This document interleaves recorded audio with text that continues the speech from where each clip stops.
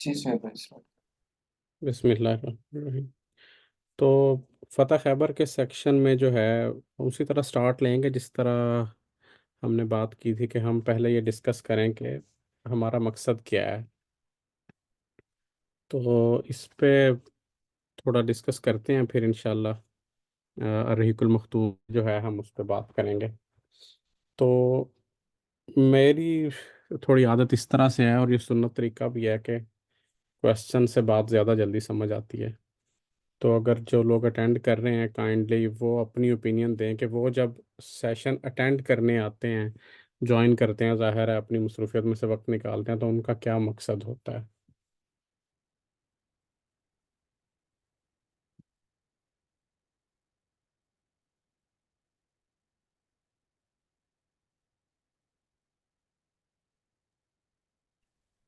اس session کو attend کرنے کا مقصد یہ ہوتا ہے تاکہ ہم لوگ پروفٹ صلی اللہ علیہ وآلہ وسلم کی لائف کو صرف ایک ایز اے بایوگرافی نہیں دیکھیں، اس کو ایز این انسٹیٹیوشن دیکھیں، اور اس میں جو ہمیں ریفلیکشنز اور انسائٹس مل رہی ہیں اس کو سمجھیں اور اس کو اپنی زندگی میں امپلیمنٹ کریں. خود ہم پھر بھی تھوڑی لاپرواہی کر جاتے ہیں ریڈنگ میں، لیکن اس سیشن کے توسط سے ایک کنسسٹنسی مینٹین رہتی ہے، اور الحمدللہ ہم لوگوں کی بک اب ختم بھی ہونے والی ہے.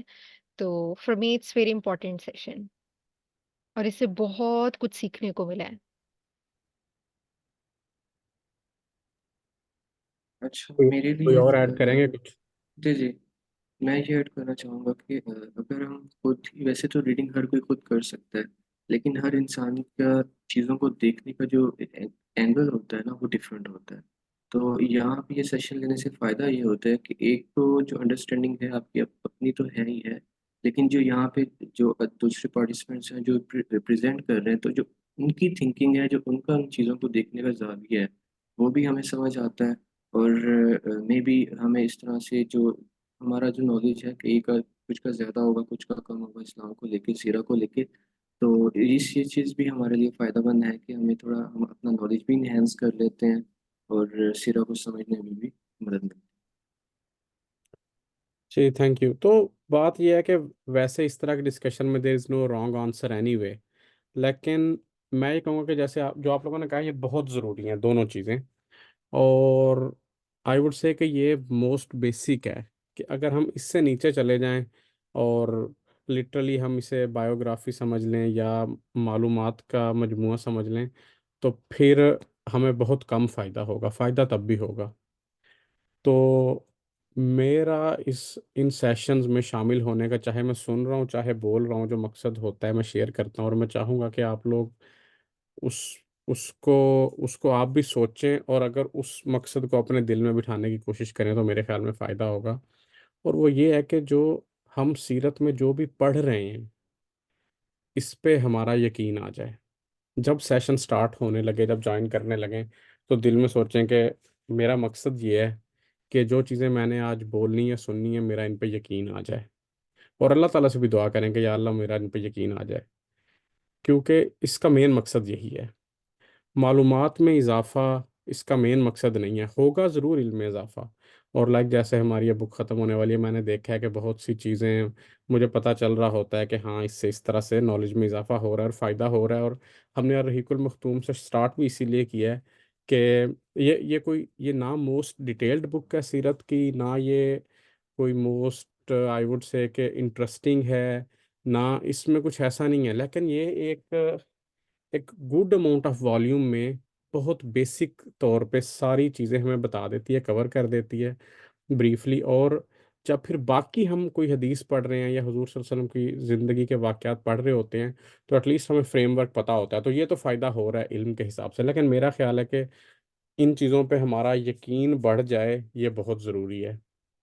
تھوڑا سا مزید اس کو میں ڈسکس کروں گا، پھر انشاءاللہ ہم سیشن سٹارٹ کرتے ہیں. تھوڑی آپ لوگوں کی انوالومنٹ کے لیے ایک اور کویشچن ہے.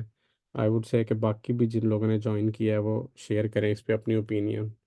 کہ ایک کویشچن ہے کہ ایک سائٹ مینیجر ہے اور اس کو 5 لاکھ روپے اور 50 آدمی چاہیے اس پروجیکٹ کے لیے، اور وہ اپنے ہیڈ آفس سے رابطہ کر کے کہتا ہے کہ مجھے 5 لاکھ روپے اور 50 آدمیوں کی ضرورت ہے، لیکن 1 لاکھ روپے اور 10 آدمی تو کم سے کم آپ بھجوا دیں. تو آپ کے خیال میں اس سچویشن میں ابھی کیا ہوگا؟ ہیڈ آفس کیا کہے گا، یا اگر آپ اس کے باس ہیں، مینیجر ہیں، تو آپ کیا کریں گے؟ کتنی مدد بھیجیں گے اسے؟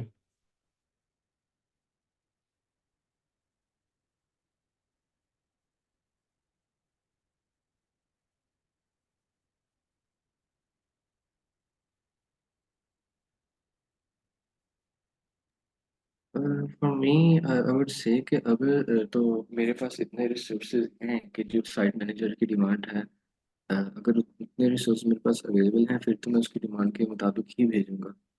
اور اگر لائک کم از کم ایٹ لیسٹ جو اتنے تو ریسورس میرے پاس ہوں گے کہ جو کم از کم ایٹ لیسٹ اس کی جو ڈیمانڈ ہے جن سے وہ اپنا کام شروع کر سکے، تو اتنے تو آئی تھنک بھیج دوں گا.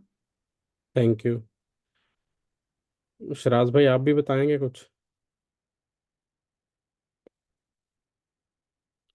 حسن بھائی نے ابھی جوائن کیا. حسن بھائی آپ بھی یہ پڑھ کے اگر اس پہ آنسر دیں تو آپ کی بھی شمولیت ہو جائے گی.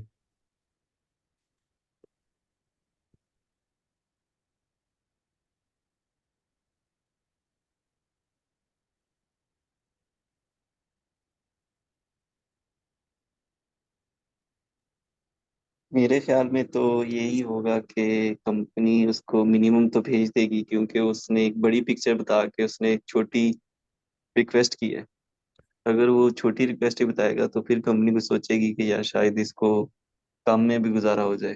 لیکن اگر وہ پہلے ہی بتا رہا ہے کہ مجھے اتنا زیادہ چاہیے اور لیکن اس سے میں چلیں تھوڑا سا سٹارٹ لیں، تو وہ شاید تھوڑے سے سٹارٹ پہ کمپنی مان جائے. بہت اچھا انداز ہے آپ کا اس چیز کو دیکھنے کا، جزاک اللہ. تو اب تاریخ کا ایک واقعہ آپ کو بتاتے ہیں. حضرت سعد بن نبی وقاص رضی اللہ عنہ نے حضرت عمر رضی اللہ عنہ کو خط لکھا جب وہ مصر میں تھے لشکر کے ساتھ، اور جو کہ اس وقت بھی ایک بہت بڑی حکومت تھی، آج بھی بہت بڑا ملک ہے. اور کہا کہ کم سے کم 4,000 فوجی مدینہ سے بھیجیں. ٹوٹل ضرورت اس سے کافی زیادہ تھی، اور مصر میں مخالفین کی تعداد کئی گنا تھی، لائک میگنیچیوڈ میں بہت زیادہ. تو آپ کے خیال میں عمر رضی اللہ نے کتنے فوجی بھیجے ہوں گے؟ اگر انہیں 50-60 ہزار، 70 ہزار یا 30-40 ہزار چاہیے تھے، اور انہوں نے کہا کہ 4,000 تو کم سے کم بھیجیں، اور حساد بن نبی وقاص وہاں پہ مطلب چیف کمانڈر تھے، تو عمر رضی اللہ نے کتنے فوجی بھیجے ہوں گے، مجاہدین بھیجے ہوں گے؟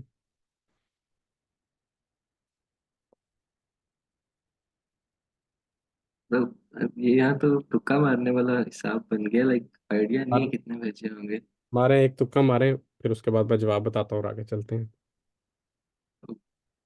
تکا یہی لگ سکتا ہے کہ اگر 4,000 ان کے پاس ہوں گے اتنے فوجی اور عمر کے پاس، تو انہوں نے بھیج دیے ہوں گے اپنے. اچھا، اب میں آپ کو جواب بتاتا ہوں. اب سب یہ نیت کر کے جواب سنیں کہ ہمیں اس پہ یقین آ جائے کہ ایسا ہوا تھا، یہ صرف کتابوں میں لکھا نہیں ہوا، ایسا واقع ہی زندہ انسانوں کی دنیا میں ہوا تھا. حضرت عمر رضی اللہ نے 4 آدمی بھیجے تھے، اور ساتھ میں خط لکھا تھا اور کہا تھا کہ حضور صلی اللہ علیہ وسلم نے ان میں سے ہر بندے کو کہا تھا کہ تم 1,000 کے برابر ہو، تو یہ لو، یہ 4 آدمی ہیں. تو ہمارا بھی ایسا یقین ہو حضور صلی اللہ علیہ وسلم کی ہر بات پہ.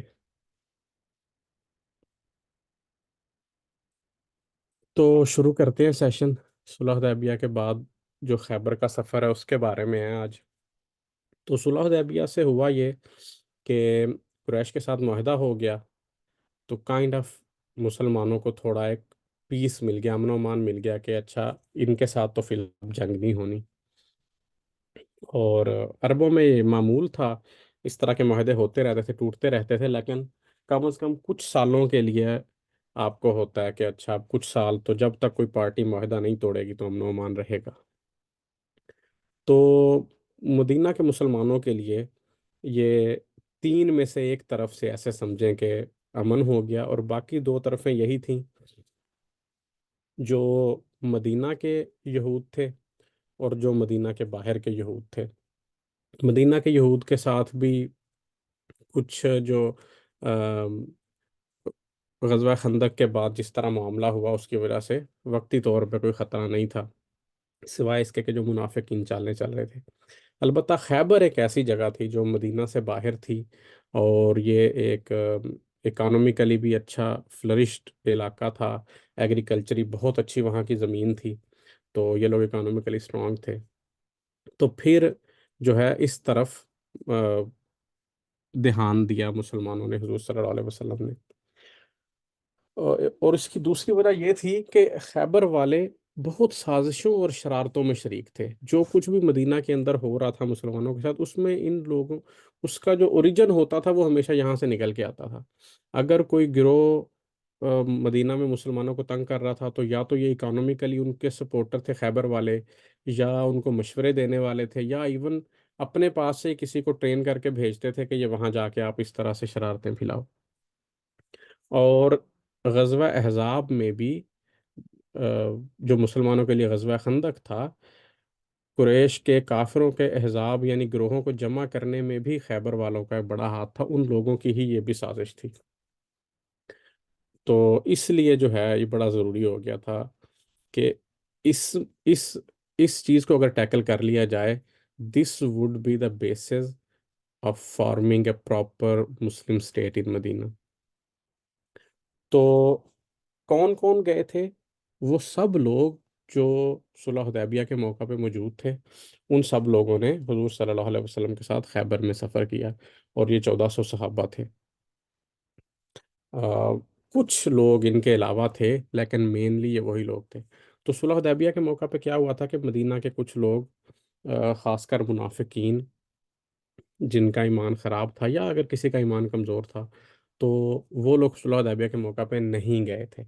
تو پھر اللہ تعالیٰ کی طرف سے یہ حکم آ گیا تھا کہ اب خیبر بھی یہ لوگ نہیں جائیں گے، کیونکہ خیبر کے بارے میں سن کے وہ لوگ تیار ہو گئے کہ یہ تو سرسبز علاقہ ہے، اچھا خاصا مال غنیمت ہوگا فتح کے بعد۔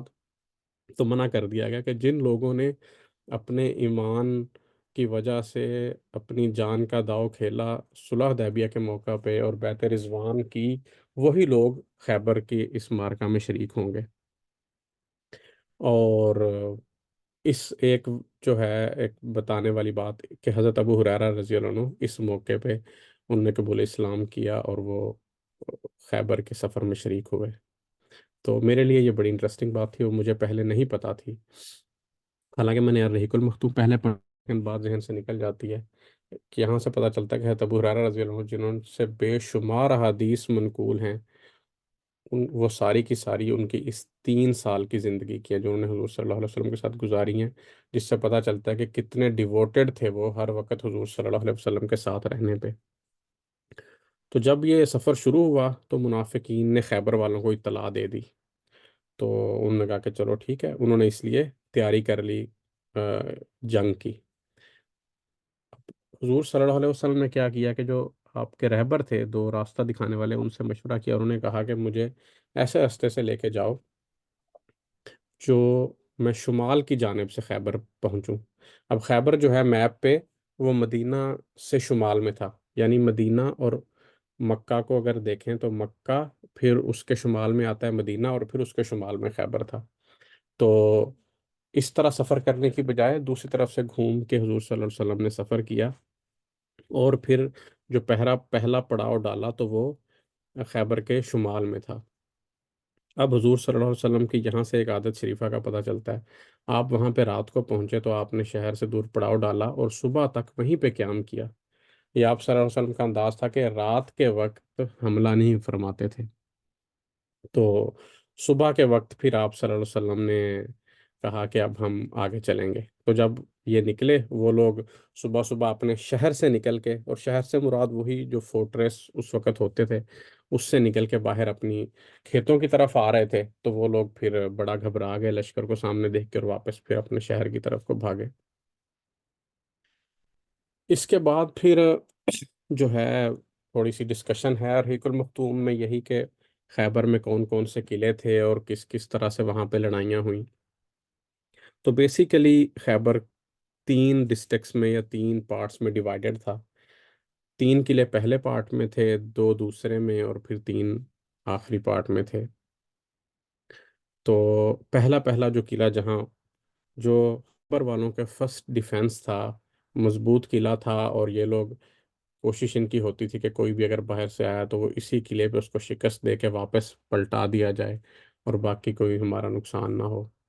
تو وہ قلعہ نائم تھا، اور اس کے لیے حضور صلی اللہ علیہ وسلم نے حضرت علی رضی اللہ عنہ کو سپہ سالار بنایا۔ مشہور واقعات ہیں اس لڑائی کے جو بہت سارے لوگوں نے سنے بھی ہوں گے۔ ایک حدیث صرف یہاں پہ میں سناؤں گا کہ حضور صلی اللہ علیہ وسلم نے فرمایا کہ کل میں چیف کمانڈر ایسے شخص کو بناؤں گا جو اللہ سے محبت کرتا ہے اور اللہ اس سے محبت کرتا ہے۔ تو پھر اگلے دن سارے صحابہ کی کوشش تھی کہ انہیں جھنڈا مل جائے، لیکن حضور صلی اللہ علیہ وسلم نے خود حضرت علی رضی اللہ عنہ کو بلوایا، جو کہ وہاں موجود بھی نہیں تھے کیونکہ ان کی آنکھیں خراب تھیں۔ تو آپ نے انہیں بلوایا، پھر ان کے اب لعاب دہن لگایا، آنکھوں میں شفا کی دعا کی، اور پھر ان کو جھنڈا دیا۔ تو جب مسلمانوں کو یہاں پہ اللہ تعالیٰ نے فتح نصیب کی کافی دن کی لڑائی کے بعد، تو پھر خیبر کے یہودی یہاں سے بھاگے اور انہوں نے جا کے قلعہ کے اندر پناہ لے لی۔ تو حضور صلی اللہ علیہ وسلم نے یہاں پہ حضرت حباب بن منظر انصاری رضی اللہ عنہ کو سپہ سالاری دی۔ رحیق المختوم میں یہ تفصیل نہیں ہے، لیکن اندازہ ہوتا ہے کہ شاید آپ نے اپنے لشکر کو دو حصوں میں تقسیم کیا، یا یہ ہے کہ بس ان صحابی کو آپ نے سپہ سالاری دی اور باقی سب بھی ان کے ساتھ اسی طرف گئے۔ اور اس کے بعد جب یہاں پہ یہودیوں کو شکست ہونے لگی، تو پھر وہ یہاں سے جو لوگ اپنی جان بچا کے بھاگے وہ قلعہ زبیر میں چلے گئے۔ یہ قلعہ زبیر ایسا تھا کہ اس کے اندر ان کی بہت زیادہ ان کے پاس سپلائیز تھی، ہر چیز کی سٹوریج تھی۔ تو بہت دیر گھیراؤ کرنے کے بعد بھی وہ لوگ ان کوئی فرق نہیں پڑ رہا تھا۔ پھر آپ صلی اللہ علیہ وسلم کو کسی نے آ کے بتایا کہ جب رات ہوتی ہے تو یہ لوگ نکلتے ہیں قلعے سے باہر اور پانی لے کے چلے جاتے ہیں، اور اس لیے ان کے پاس اندر کھانا وغیرہ ہے، تو آپ یہاں جتنی بھی دیر رکے رہیں گے ان کو فرق نہیں پڑے گا۔ پھر آپ صلی اللہ علیہ وسلم نے ان کی پانی کی سپلائی کو بند کر دیا جس بھی طریقے سے۔ تو اس کے بعد پھر ان کے پاس کوئی آپشن نہیں تھی کہ وہ جنگ کریں، اور یہاں پہ بھی پھر خیبر کے یہودیوں کو شکست ہوئی۔ تو اس کے بعد یہ ایک پورا علاقہ ایسے سمجھے کہ مسلمانوں نے فتح کر لیا، اور پھر جو دوسرا علاقہ تھا وہاں پہ پہلا قلعہ تھا قلعہ ابی۔ تو یہاں پہ بھی ایسا ہی تھا کہ بہت مضبوط دیواروں والا یہ فورٹریس تھا، اور مسلمانوں نے باہر سے گھیراؤ کیا ہوا تھا، لیکن کوئی سچویشن نہیں بن پا رہی تھی کہ کسی طرح مسلمان جو ہے قبضہ کر سکیں۔ تو یہاں پہ حضرت ابو دجانہ رضی اللہ عنہ کی بہادری کا ایک بڑا قصہ ہے کہ وہ ایک شخص کو انہوں نے قتل کیا، اور اس کے بعد جب دروازہ قلعے کا ذرا سا کھلا تو آپ فوراً اندر گھس گئے۔ یہ بہت زیادہ بہادری والی بات ہوتی ہے، اتنی بہادری والی کہ اس کو مطلب جنگ اگر ٹیکنیکلی دیکھا جائے تو یہ ایک بیوقوفی والا فیصلہ ہوتا ہے، کیونکہ آپ وہاں اپنی فوج سے الگ ہو کے ان کے قلعے میں جا رہے ہیں، ظاہری بات ہے کہ کیا کرے گا ایک اکیلا آدمی، لیکن صحابہ کرام کو اللہ تعالیٰ نے ایسا ایمان اور ایسی بہادری دی تھی۔ اور دوسری بات ہے کہ جب آخرت کی محنت کی ہوئی ہو اور پتہ ہو کہ موت کا مطلب ناکامی نہیں، موت کا مطلب جنت ہے، تو پھر ایسی بہادری بڑی آسان ہو جاتی ہے، اور پھر وہ بے وقوفی نہیں رہتی۔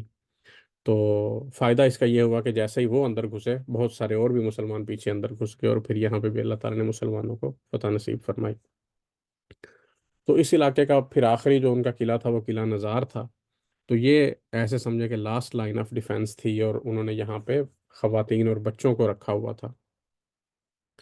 تو جب قلعہ زبیر فتح ہوا تو وہاں سے مسلمانوں کو کافی زیادہ مال غنیمت ملا تھا، اور یہ حضور صلی اللہ علیہ وسلم کی دعا بھی آپ صلی اللہ علیہ وسلم نے کی کہ یا اللہ ہمیں ہمارے لشکر کو جو ہے فائدہ ہو، یہاں سے ہمیں ایسا مال غنیمت ملے۔ تو وہاں سے مسلمانوں کو اتنا اتنا کچھ ملا کہ وہ ان کو کھانے پینے کے مسائل جو ہے جنگ کے لیے ختم ہو گئے، اور منجنیق بھی یہاں سے ملی جس کا پھر قلعہ نزار میں مسلمانوں نے استعمال کیا، اور پھر مسلمانوں کو وہاں پہ فتح ہوئی۔ تو اس کے بعد یہ ایک پارٹ تھا جس میں 5 قلعے تھے، 3 ایک ڈسٹرکٹ میں، 2 ایک ڈسٹرکٹ میں، یہ فتح ہو گیا۔ تو خیبر کے یہودیوں نے پھر مسلمانوں کے ساتھ معاہدہ کرنا چاہا انہوں نے معاہدہ یہ کرنا چاہا کہ آپ جو ہے ہمارے عورتوں بچوں وغیرہ کو چھوڑ دیں، ان کو غلام نہ بنائیں. تو اس طرح کا ان کے ساتھ معاہدہ ہونے کے بعد پھر جو دوسرا علاقہ تھا جس میں 3 قلعے تھے، کموس، وطی اور سلالم، تو یہ علاقے پھر م، اکثر روایات کے مطابق بغیر جنگ کے فتح ہو گئے. انہوں نے کہا کہ جن شرائط پہ انہوں نے پہلے معاہدہ کیا ہے، انہی شرائط پہ ہم بھی آپ کے ساتھ معاہدہ کر لیتے ہیں. اس طرح کی سچویشن بن گئی.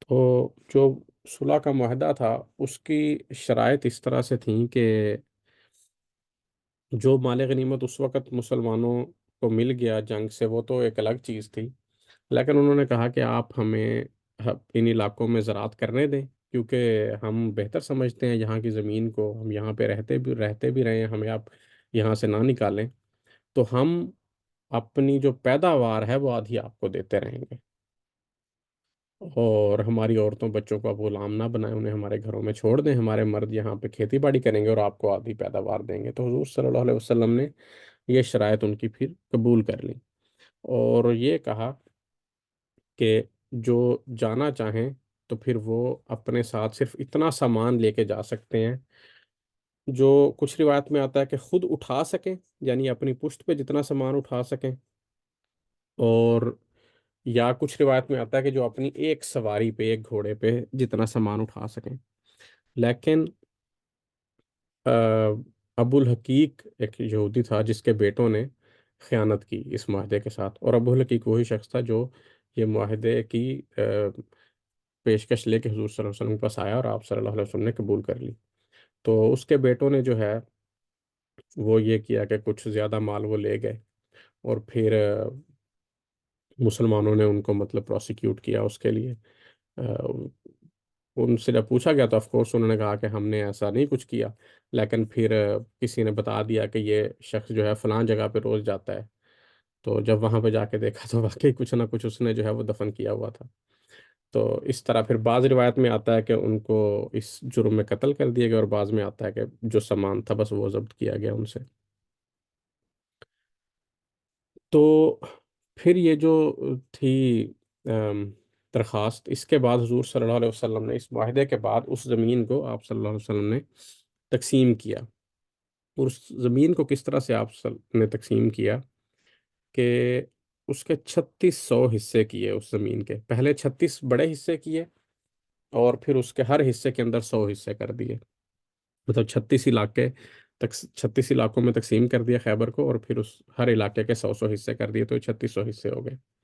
اس میں سے 1800 حصے یعنی 50% جو تھا وہ آپ نے اسٹیٹ کے لیے چھوڑ دیا، کہ وہ جو بھی وہاں سے آمدن ہوگی وہ مسلمانوں کے اجتماعی معاملات پہ خرچ ہوگی، چاہے وہ مسجد نبوی پہ ہو، چاہے وہ لشکر کے بنانے پہ ہو، یا اس طرح کی اور چیزوں پہ. اور 50% جو تھا وہ آپ نے اس لشکر میں تقسیم کیا.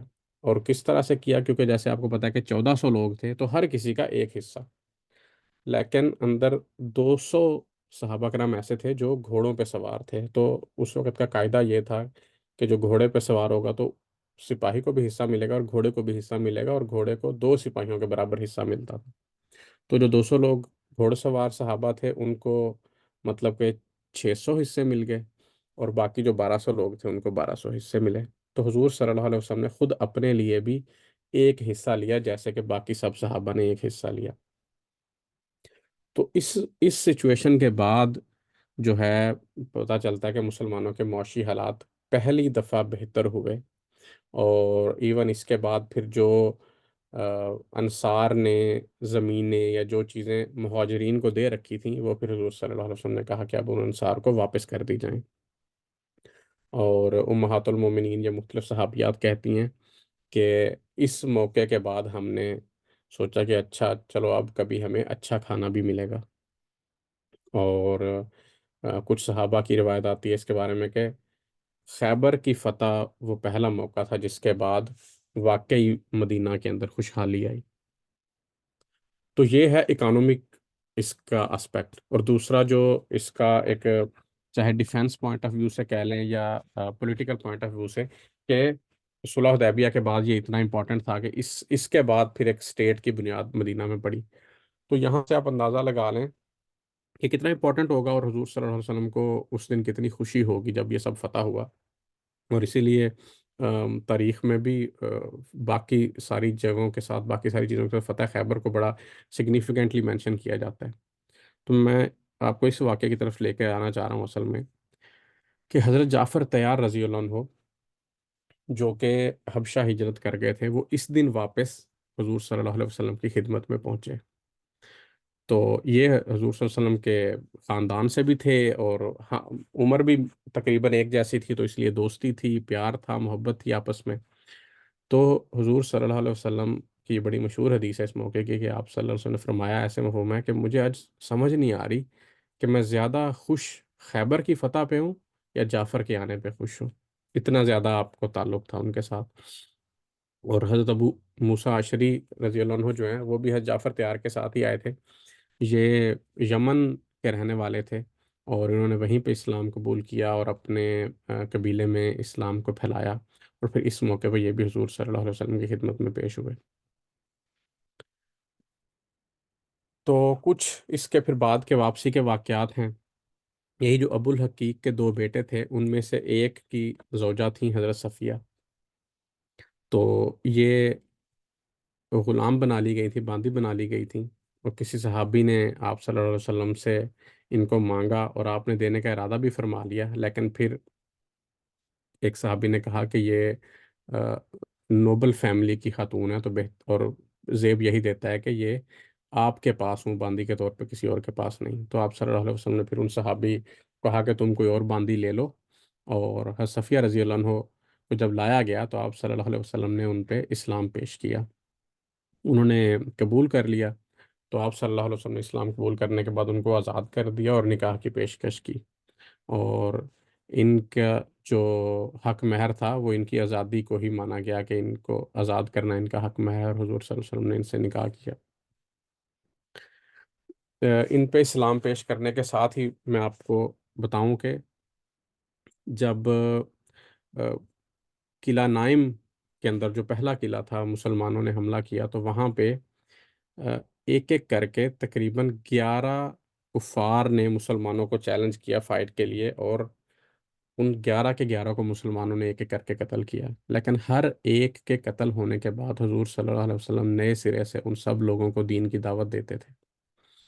تو بعض لوگوں کا یہ خیال ہے کہ جو ہم روایت میں پڑھتے ہیں کہ ہر جنگ سے پہلے مسلمان دین کی دعوت دیتے تھے، حضور صلی اللہ علیہ وسلم کے دور میں بھی اور آپ کے بعد بھی صحابہ کرام جتنی بھی حکومت پھیلی اسلام کی، پہلے دعوت دیتے تھے اور پھر جنگ شروع ہوتی تھی.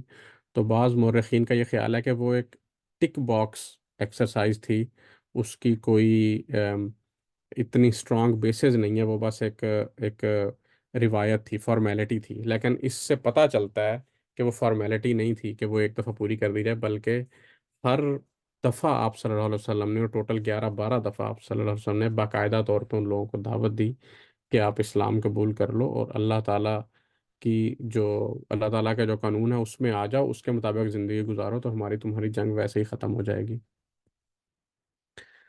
اس کے بعد پھر اسی سفر کے دوران مشہور واقعہ کہ حضور صلی اللہ علیہ وسلم کو قتل کرنے کی کوشش کی گئی. تو خیبر کی ہی ایک یہودی عورت تھی زینب جس کا نام تھا، اس نے یہ پتہ کرایا کہ حضور صلی اللہ علیہ وسلم کو کھانے میں زیادہ کیا پسند ہے. اس نے بکرے کا گوشت بنایا اور پوچھا کہ معلومات لیں کہ آپ صلی اللہ علیہ وسلم کون سا حصہ پسند کرتے ہیں. تو آپ صلی اللہ علیہ وسلم جو اگلے بازو ہیں بکرے کے وہ گوشت پسند کرتے تھے، تو اس نے بہت زیادہ زہر ان میں ملایا اور پھر باقی سارے کھانے میں بھی ملا دیا، اور وہ کھانا آپ صلی اللہ علیہ وسلم کے پاس بھجوایا. تو جب آپ صلی اللہ علیہ وسلم کھانے لگے تو ابھی چکھا ہی تھا کہ آپ نے فرمایا کہ مجھے یہ بوٹی بتا رہی ہے کہ اس میں زہر ہے. فوراً آپ نے صحابہ کو روک دیا کہ کوئی کھانا نہ کھائے بالکل بھی. تو اس سے آپ صلی اللہ علیہ وسلم کی جان تو محفوظ رہی، لیکن وہ آپ کے جسم میں زہر گیا. اور ایک روایت میں تو یہ بھی آتا ہے کہ حضور صلی اللہ علیہ وسلم کی جب اس کے 3 سال بعد وفات ہوئی، تب بھی آپ صلی اللہ علیہ وسلم نے فرمایا کہ مجھے اس زہر کا اثر آج بھی اپنے پیٹ میں انتڑیوں کو کاٹتا ہوا محسوس ہو رہا ہے. اور روایت میں آتا ہے کہ آپ صلی اللہ علیہ وسلم نے اس عورت کو معاف کر دیا تھا، لیکن آپ صلی اللہ علیہ وسلم کے روکنے سے پہلے ایک صحابی نے لقمہ لے لیا تھا، اور وہ بیمار ہو گئے اور پھر ان کی اسی زہر کی وجہ سے جان چلی گئی. تو جب ان کی جان چلی گئی تو پھر دوبارہ اس کو پکڑا گیا اور اس ان صحابی کے قصاص میں پھر ان کو اس کو قتل کر دیا گیا.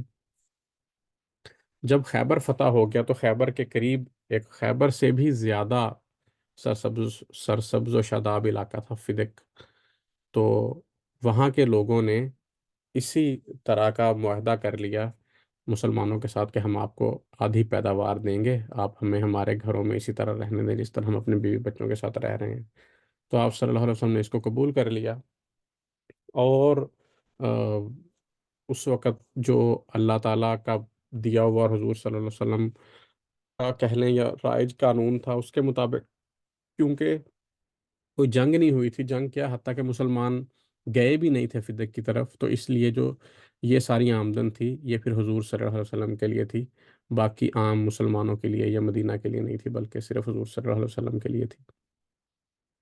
پھر اس کے قریب جو دوسرا علاقہ تھا وہ وادی القرا تھا، وہاں پہ مسلمان گئے، لیکن جو ہے کوئی بہت زیادہ آ، جنگ نہیں ہوئی وہاں پہ.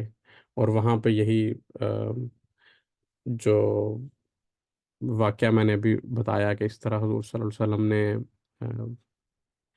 دعوت دی ہر کسی کے قتل ہونے کے بعد. وہ یہی وادی القرا کا ہے، وہ قلعہ نائم کا نہیں ہے، مجھے بتانے میں غلطی ہوئی ہے.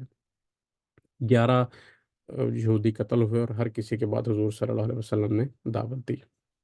پھر اگلے دن صبح مسلمانوں کو اللہ تعالیٰ نے فتح دے دی، تو ان کے ساتھ انہوں نے اس کے بعد معاہدہ پیش کیا، تو آپ صلی اللہ علیہ وسلم نے پھر معاہدے کو قبول کیا اور آدھی پیداوار کے بدلے میں ان کو ان کے گھروں میں رہنے دیا. اس کے بعد تیمہ کی ایک بستی تھی قریب میں، انہوں نے بھی بغیر جنگ کے مسلمانوں کے ساتھ صلح کا معاہدہ کر لیا. اور پھر آپ صلی اللہ علیہ وسلم واپس ہوئے، جس کا ایک مختصر سا واقعہ میں آپ لوگوں کو سناؤں گا، جو روایت کے مطابق یا تو اسی سفر کا ہے یا کسی اور سفر کا خیبر سے مدینہ کا ہے، لیکن خیبر سے مدینہ کے راستے پہ ہے کہ رات کے وقت کسی جگہ پڑاؤ ڈالا اور کافی رات گزر چکی تھی. جب پڑاؤ ڈالا تو حضور صلی اللہ علیہ وسلم نے اعلان کیا کہ صبح ہمیں فجر کے لیے کون جگائے گا؟ حضرت بلال رضی اللہ عنہ نے کہا کہ میں جگاؤں گا. آپ صلی اللہ علیہ وسلم نے کہا ٹھیک ہے، اور سارے لوگ سو گئے.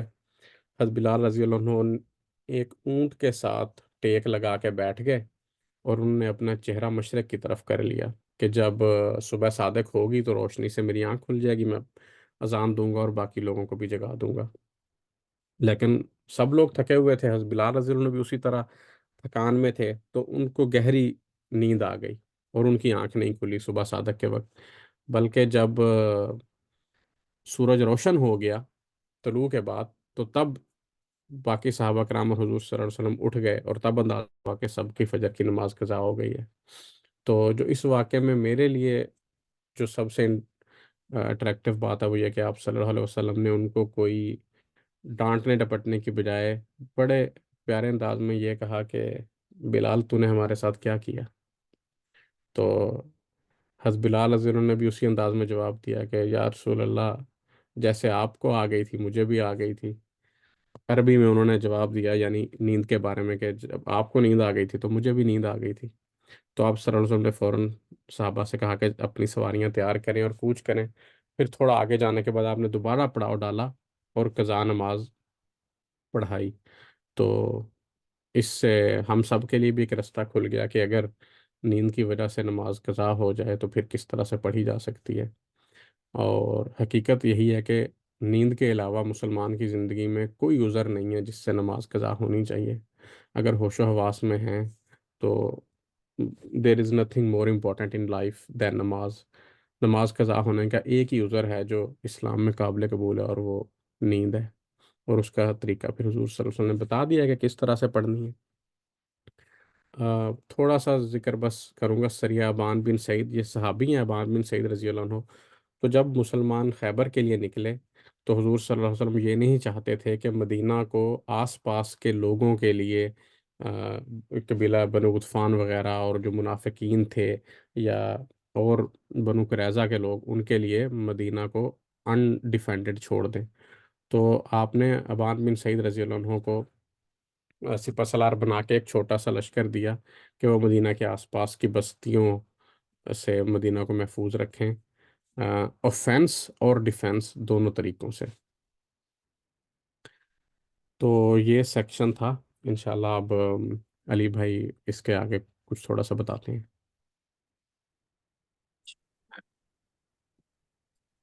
اسکرین بند کرتے ہیں۔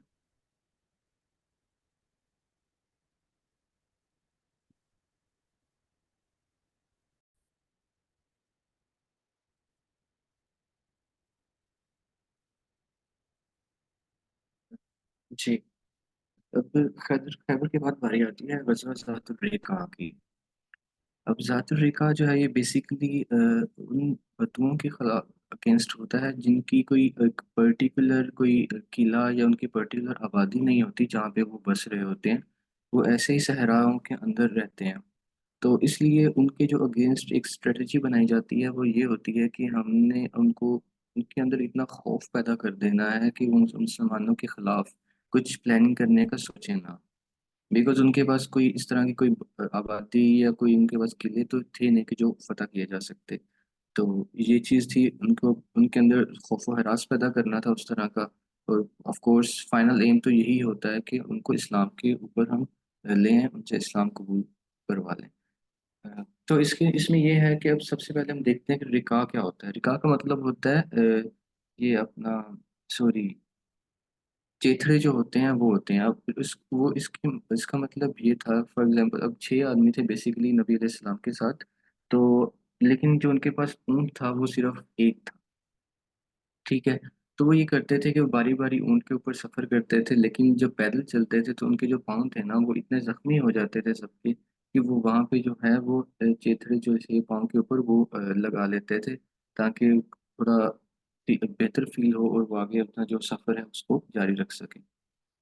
اب اس کے بعد یہ ہوتا ہے کہ 400 یا 700 صحابہ ان دونوں میں سے یہی لکھا ہوا ہے مختوم میں، ان دونوں میں سے ایک بات جو ہے وہ درست ہے، ان صحابہ کے ساتھ جو ہے بلاد نجد کا رخ کرتے ہیں، ٹھیک ہے؟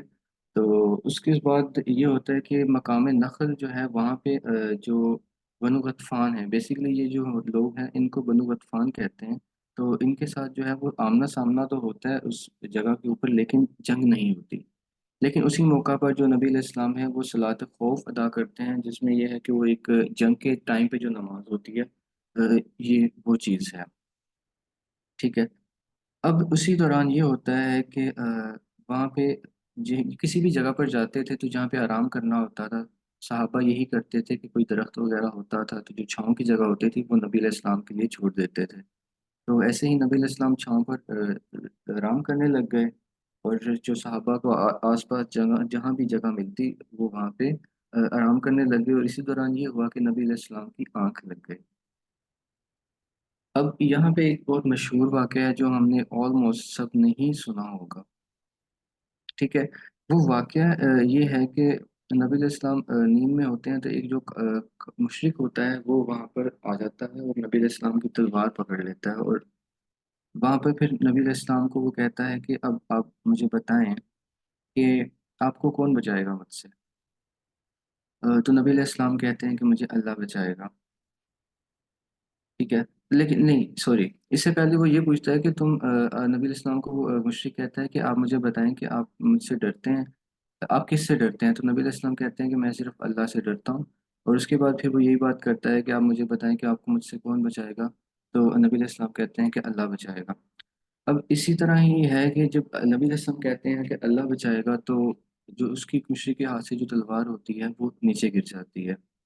اسی دوران نبی علیہ السلام صحابہ کو پکارتے ہیں اور صحابہ وہاں پہ آ جاتے ہیں، تو پھر سارا واقعہ جو ہے وہ صحابہ کو سناتے ہیں اور نبی علیہ السلام بتاتے ہیں کہ یہ مشرک میرے پاس بیٹھا ہوا ہے، تو اس نے اس طرح سے یہ سارا جو واقعہ ہوتا ہے وہ سناتے ہیں ہم کو۔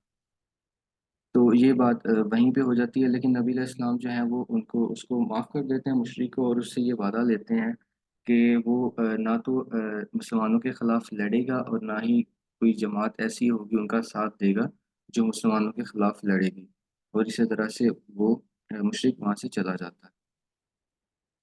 اب اس کے بعد یہ ہوتا ہے کہ راستے میں ایک عورت ہوتی ہے مشرک، اس کو گرفتار کر لیا جاتا ہے، تو اس سے یہ ہوتا ہے کہ جو عورت ہوتی ہے اس کا جو خاوند ہوتا ہے وہ یہ ڈیسائیڈ کرتا ہے کہ جو صحابہ ہوتے ہیں نا، صحابہ میں سے وہ کسی نہ کسی کا خون لازمی بہائے گا.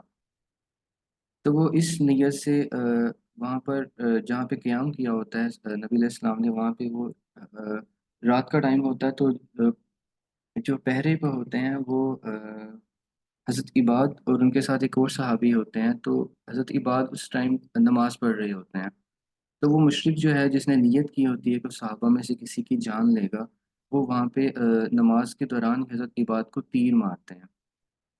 اور اسی دوران حضرت عباد بغیر نماز توڑے تیر کو نکالتے ہیں اور پھینک دیتے ہیں، اور اپنی نماز جو ہے وہ جاری رکھتے ہیں. اسی دوران وہ دو تیر اور مارتا ہے، لیکن حضرت عباد اپنی نماز کو نہیں توڑتے اور اسی طرح نماز مکمل کرتے ہیں، اور اس کے بعد اپنے جو ساتھی ہوتا ہے اس کو جگاتے ہیں. اب جب ساتھی کو اس حالت میں وہ جگاتے ہیں تو ساتھی مطلب آف کورس یہ ایک بڑی سرپرائزنگ سی چیز ہے کہ نماز نہیں توڑی لیکن اتنی تکلیف برداشت کر لی ہے، 2-3 تیر آپ نے برداشت کیے. وہ ساتھی جو ہے وہ پوچھتا ہے کہ آپ نے مجھے جگایا کیوں نہیں. تو آگے سے جو جواب ہوتا ہے وہ بہت خوبصورت ہوتا ہے، اور اس چیز پر ہمیں تھوڑا غور کرنے کی ضرورت ہے. وہ حضرت عباد کہتے ہیں کہ میں ایک سورہ پڑھ رہا تھا جو مجھے گوارا نہیں تھا کہ میں اس کو درمیان میں چھوڑ دوں. اب یہاں سے دو چیزیں ہم ایکسٹریکٹ کر سکتے ہیں. ایک تو یہ ہے کہ ایک ڈیڈیکیشن نماز کے لیے کتنی ہے، ٹھیک ہے، اور دوسرا یہ کہ جو وہ چیز وہ سورہ جو پڑھ رہے ہیں. اب میری پرسنل انڈرسٹینڈنگ یہ ہے کہ وہ سورہ آف کورس ان کو جو میننگ ہے وہ تو عربک زبان تھی ان کو پتہ تھا کہ وہ کیا پڑھ رہے ہیں. تو آئی تھنک اس سورہ میں اتنی وہ ایک انٹرسٹ ہوگا یا وہ اتنی امپورٹنٹ ہوگی، کچھ اس طرح کا ہوگا کہ وہ مطلب گوارا نہیں ہوا ان کو کہ وہ اس چیز کو بیچ میں چھوڑ دیں. سم ٹائم ہم بھی کچھ انٹرسٹنگ چیز دیکھ رہے ہوتے ہیں تو ہم بھی کہتے ہیں یار نہیں، یہ چیز کو میں پورا کر کے ہی کوئی اور کام کروں گا. تو یہ چیز ہے، اور ہمیں بھی یہاں سے ایک سبق ملتا ہے کہ ہم بھی کوشش کریں کہ ہم عربی زبان کو سیکھیں، تاکہ ہم جو بھی نماز میں پڑھ رہے ہیں اور ایٹ لیسٹ ہم ان سورہ جو ہم کامنلی نماز میں پڑھتے ہیں ان سورہ کے جو ترجمے ہیں وہ لازمی یاد کریں، تاکہ ہمیں پتہ ہو کہ ہم نماز کے اندر کیا بات کر رہے ہیں، اللہ تعالیٰ سے کس طرح سے ہم کلام کر رہے ہیں. اس کے بعد یہ ہوتا ہے کہ یہ جو سارے مارکے کے اندر جو پورا محاذ ہوتا ہے، خیر جنگ تو ایسے نہیں ہوتی ان کے ساتھ، لیکن اس وجہ سے یہ ہوتا ہے کہ ان کے جو دل ہے نا ان کے اندر اتنا خوف و ہراس جو ہے وہ بھر جاتا ہے. اس کا ایفیکٹ یہ ہوتا ہے کہ کچھ لوگ اسلام قبول کر لیتے ہیں، کچھ لوگ اتنے خوف زدہ ہو جاتے ہیں کہ وہ اپنی جو پلاننگ ہے وہ اس سے ہٹ جاتے ہیں. اب اس سے ہوتا یہ ہے کہ جو اندر کے حالات ہیں نا وہ سارے ٹھیک ہو جاتے ہیں، ٹھیک ہے.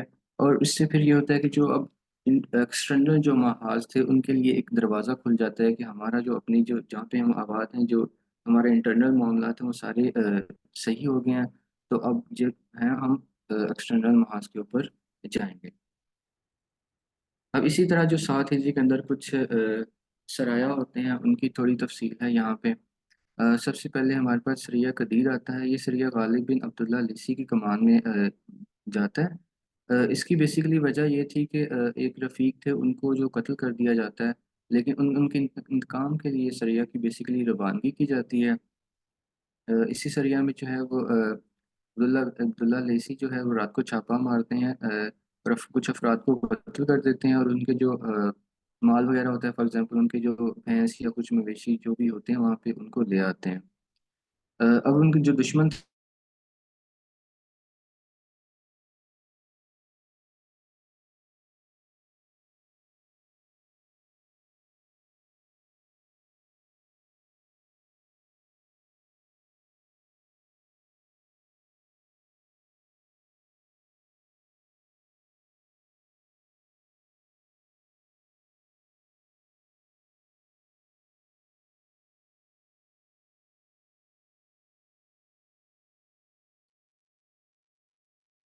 یہ آپ کی آواز نہیں آ رہی.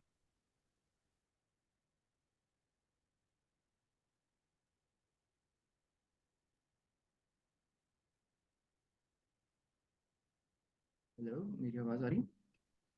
ہاں جی ابھی آ رہی ہے لیکن ابھی بیچ میں نہیں آ رہی تھی آپ کی آواز. جی مجھے آپ آئیے بتائیں کہ کوئی لاسٹ میں کہاں پہ تھا، بیکاز میرا وہ انٹرنیٹ کنیکشن جو تھا نا، آئی تھوٹ کہ میری آواز جا رہی ہے. वो आप सरिया का तार थे जिसमें सरिया उन्होंने करने। कुछ माल माल उन्होंने इकट्ठा जी किया जी, था साहबा का। ठीक है ठीक है ठीक है ठीक है। चेक कर लो, रिकॉर्डिंग हो रही है।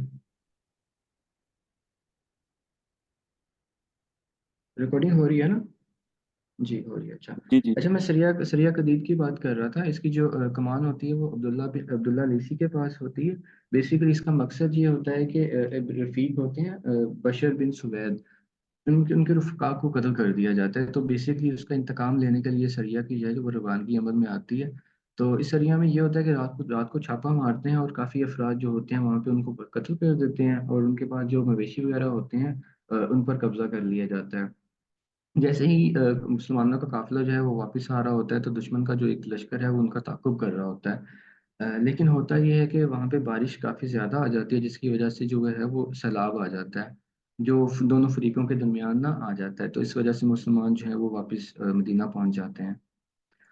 ओके, स्क्रीन शेयर करूँ। जी। उसके बाद हमारे पास शरीयत तलबा आ जाता है। शरीयत तलबा में ये होता है कि इसकी जो लीडरशिप होती है वो हज़रत उमर बिन ख़त्ताब के पास होती है। इसमें 30 आदमी जो हैं वो रात में सफ़र करते हैं और दिन में जो है वो छुप जाते हैं। लेकिन फिर भी जो कफ़ार थे, मुशरिक थे, उनको फिर भी पता चल जाता है और वो उस जगह से भाग जाते हैं। तो इसलिए हज़रत उमर को वहाँ पे कोई भी नहीं मिलता और हज़रत उमर जो है वो वापस आ जाते हैं। उसके बाद हमारे पास सरिया इतराफ़ फिदक आता है। इसकी जो बेसिकली क़यादत होती है वो हज़रत बशीर बिन साद अंसारी के पास होती है। टोटल 30 आदमी जाते हैं आपके साथ। और जब बेसिकली हज़रत बशीर जो है वो वहाँ पे जो भेड़ बकरियाँ, जो उनके जानवर वगैरह होते हैं ना, उनको हाँक लेते हैं और वापस आ जाते हैं। लेकिन होता ये है कि रात में जो दुश्मन है ना वो आप पर हमला कर देता है, जिसकी वजह से तीर अंदाजी काफ़ी ज़्यादा होती है, लेकिन एट द एंड जो है वो मुसलमानों के जो तीर हैं वो ख़त्म हो जाते हैं, जिसकी वजह से तकरीबन सब के सब मुसलमानों को शहीद कर दिया जाता है। और सिर्फ जो है हज़रत बशीर बिन साद वो ज़िंदा बचते हैं, और वो फिर कुछ देर वहीं पे मुकीम रहते हैं। जब सेहतियाब होते हैं तो वापस मदीना आ जाते हैं। उसके बाद सरिया मेफ़ा हमारे पास आता है। सरिया मेफ़ा में हज़रत गालिब बिन अब्दुल्ला लिसी जो है वो क़यादत होती है उनकी, उनके पास होती है। और इसमें हम बेसिकली मुसलमानों की जो तादाद है वो 130 होती है। और इसमें दुश्मन पर बिल्कुल इज्तमाही तौर पर हमला करते हैं, और जो भी वहाँ पे कोई सामने आता है और उसका जो है वो पर कत्ल कर दिया जाता है। और इस पे भी जो मवेशी हैं वो ले आते हैं वापस। और यहाँ पे एक थोड़ा इंटरेस्टिंग वाक़या ये होता है कि हज़रत उसामा बिन जो ज़ैद हैं, वो एक काफ़िर है, नहीक बिन मुर्दास उसका नाम है। वो जब उसको कत्ल करने लगते हैं तो वो ला इलाहा इल्लल्लाह मतलब कलमा पढ़ता है, लेकिन उसके बावजूद उसको कत्ल कर दिया जाता है। जिसके ऊपर नबी अलैहिस्सलाम थोड़ा गुस्सा होते हैं, और उसमें ये करते हैं कि उसमें वो कहते हैं कि तुम उसका दिल चीर कर क्यों ना मालूम कर लिया कि वो सच्चा था या झूठा। बेसिकली आर्गुमेंटेशन वहाँ पे यही होती है कि उसने खौफ के आलम में जो है वो कलमा पढ़ा, तो इसलिए कत्ल कर दिया। लेकिन नबी अलैहिस्सलाम ने यही कहा कि आप उस मतलब जो दिल का हाल है वो नहीं जान सकते, तो बेहतर होता कि तुम उसको फिर मालूम कर लेते, उसके जो दिल का हाल है वो सच बोल रहा था या झूठ। उसके बाद हमारे पास सरिया खैबर आता है। ये 30 सवारों पर मुश्तमिल होता है, और अब्दुल्ला बिन रवाहा इसको लीड कर रहे होते हैं। एक असीर असीर नामी एक मुशरिक है, वो बनु गतफान के जो मुसलमान होते हैं ना उन पर चढ़ाई करने के लिए लोग जो है ना उनको जमा कर रहा होता है। और जो वहाँ पे अपना लोग होते हैं वो उसको ये उम्मीद दिलाते हैं कि तुम इस तरह करोगे तो तुम्हें जो खैबर है ना उसका गवर्नर बना दिया जाएगा।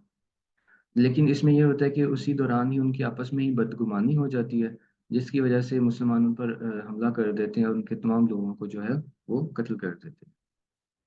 उसके बाद हमारे पास आता है सरिया यमन जबार। बेसिकली ये बनु फज़ार और बनु उज़रा के इलाके का नाम है। यहाँ हज़रत बशीर बिन काब अंसारी 300 मुसलमानों के साथ रवाना होते हैं। और यहाँ पे एक बहुत बड़ी जमात होती है कुफार की, उनको बेसिकली यहाँ पे ख़त्म करना मकसद होता है।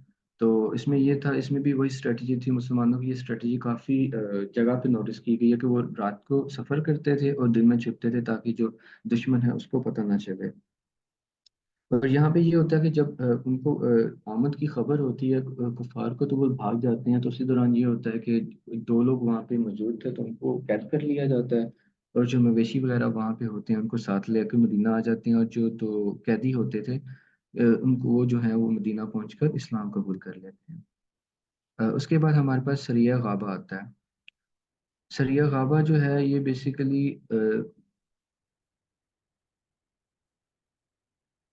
بنو قیس کے جو مسلمان ہیں نا، ان کے خلاف لڑنے کے لیے ایک لوگ کا جو ہے مجموعہ لوگوں کو اکٹھا کیا جا رہا ہوتا ہے. تو اسی طرح پھر اپنا اس چیز کی خبر ہوتی ہے، تو نبی علیہ السلام حضرت ابو حضرت کو صرف 2 آدمیوں کے ہمراہ روانہ کرتے ہیں تاکہ ان کا جو ہے نا وہ ان کو نقصان پہنچایا جا سکے، ان کی جو پلاننگ ہے اس کو ختم کیا جا سکے.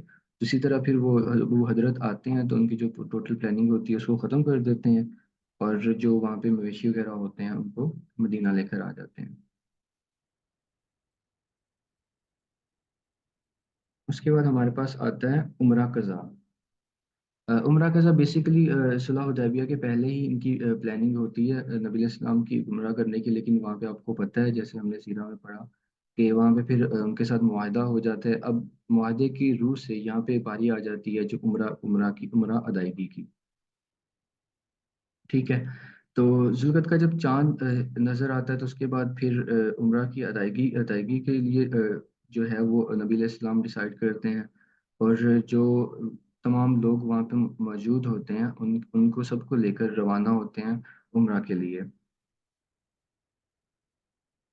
اب اس میں یہ ہے کہ وادی یاجوج کے مقام پر پہنچ کر یہ کرتے ہیں کہ وہاں پہ جو آپ بیسیکلی جاتے ہیں نیزے وغیرہ ساری چیزیں جو ایک جنگی سامان ہے نا وہ ساتھ لے کر جاتے ہیں، کیونکہ ان کو ایک اندیا ہوتا ہے کہ شاید جو قریش ہے نا وہ اپنا معاہدے کی خلاف ورزی کرے اور حملہ آور ہو جائیں، تو اس لیے یہ اپنا جنگی ساز و سامان ساتھ لے کر جاتے ہیں. لیکن وادی یاجوج کے مقام پر جو اپنا جنگی ہتھیار اور یہ جو سب چیزیں ہوتی ہیں وہ وہاں پر رکھ دیتے ہیں، اور وہاں پہ کچھ صحابہ کو چھوڑ دیتے ہیں ان کی حفاظت کرنے کے لیے، اور ساتھ میں بیسک تلوار وغیرہ میان کے اندر لے کر جاتے ہیں وہاں پہ عمرہ ادائیگی کے لیے. اب وہاں پہ ایک انٹرسٹنگ چیز یہ ہوتی ہے کہ جب عمرہ کی ادائیگی کے لیے جاتے ہیں تو وہاں پہ جو کفار موجود ہوتے ہیں نا، تو وہ یہ کہتے ہیں کہ یہ جو ایک لوگوں کی جماعت آ رہی ہے نا ان کو یثرب کے بخار نے نا توڑ ڈالا ہے. ان کا کہنے کا مطلب یہ ہوتا ہے کہ یہ بہت کمزور اور لاچار ایک جماعت آ رہی ہے. تو اس چیز کو اس جو نیریٹو ہے نا اس کو ختم کرنے کے لیے نبی علیہ السلام ایک چیز پلان کرتے ہیں، اور یہ ہوتی ہے کہ جو طواف ہے نا اس کے 3 چکر جو ہے نا وہ صحابہ کو انسٹرکشنز دیتے ہیں کہ اس کے 3 چکر جو ہیں وہ آپ نے دوڑ کر لگانے ہیں، لیکن رکن یمانی اور حجر اسود کے درمیان جو ہے نا وہ آپ چلتے ہوئے گزریں گے. ٹھیک ہے. اب اس میں ایک انٹرسٹنگ چیز سمجھنے والی یہ ہے کہ ہم نے صرف ایک نیریٹو ان کو دینا تھا کہ مسلمان جو ہیں وہ اپنی پوری طاقت میں ہیں. ٹھیک ہے. لیکن اس کے ساتھ ساتھ نبی علیہ السلام کو یہ بھی اندازہ تھا کہ جو مسلمان ہیں وہ تھکے بھی ہوئے ہیں. تو ایک تو یہ کہ جو وہ بھاگنے کے اسپیکٹ سے جو کفار تھے ان کو ایک آئیڈیا ہو گیا کہ مسلمان اپنی بالکل طاقت میں ہیں، اور لیکن جو ایک وہ پیچ تھا رکن یمانی اور حجر اسود کے درمیان والا وہ ایک آرام سے چلتے ہوئے گزار لیتے تھے، جس کی وجہ سے صحابہ کرام جو تھے وہ سانس اور لے لیتے تھے اور آرام سے چل جاتے تھے، جس کی وجہ سے وہ اس چیز میں اتنی مشکل پیش نہیں آتی تھی. اب یہاں سے ہمیں یہ بھی چیز پتہ چلتی ہے کہ صحابہ کے لیے کتنا شفقت اور اپنی جو رحمت ہے نا وہ نبی علیہ السلام رکھتے تھے. اب اسی دوران یہ ہوتا ہے کہ جو اپنا حضرت عبداللہ بن رواحہ جو ہے نا وہ وہاں پہ کچھ اشعار پڑھتے ہیں، اور ان اشعار کا جو ہے نا ترجمہ وہ آپ کو سناتا ہوں. کفار کے پوتو ان کا راستہ چھوڑ دو کہ ساری بھلائی اس کے پیغمبر ہی میں ہے. رحمان نے اپنی تنزیل میں اتارا ہے، یعنی ایسے صحیفوں میں جن کی تلاوت اس کے پیغمبر پر کی جاتی.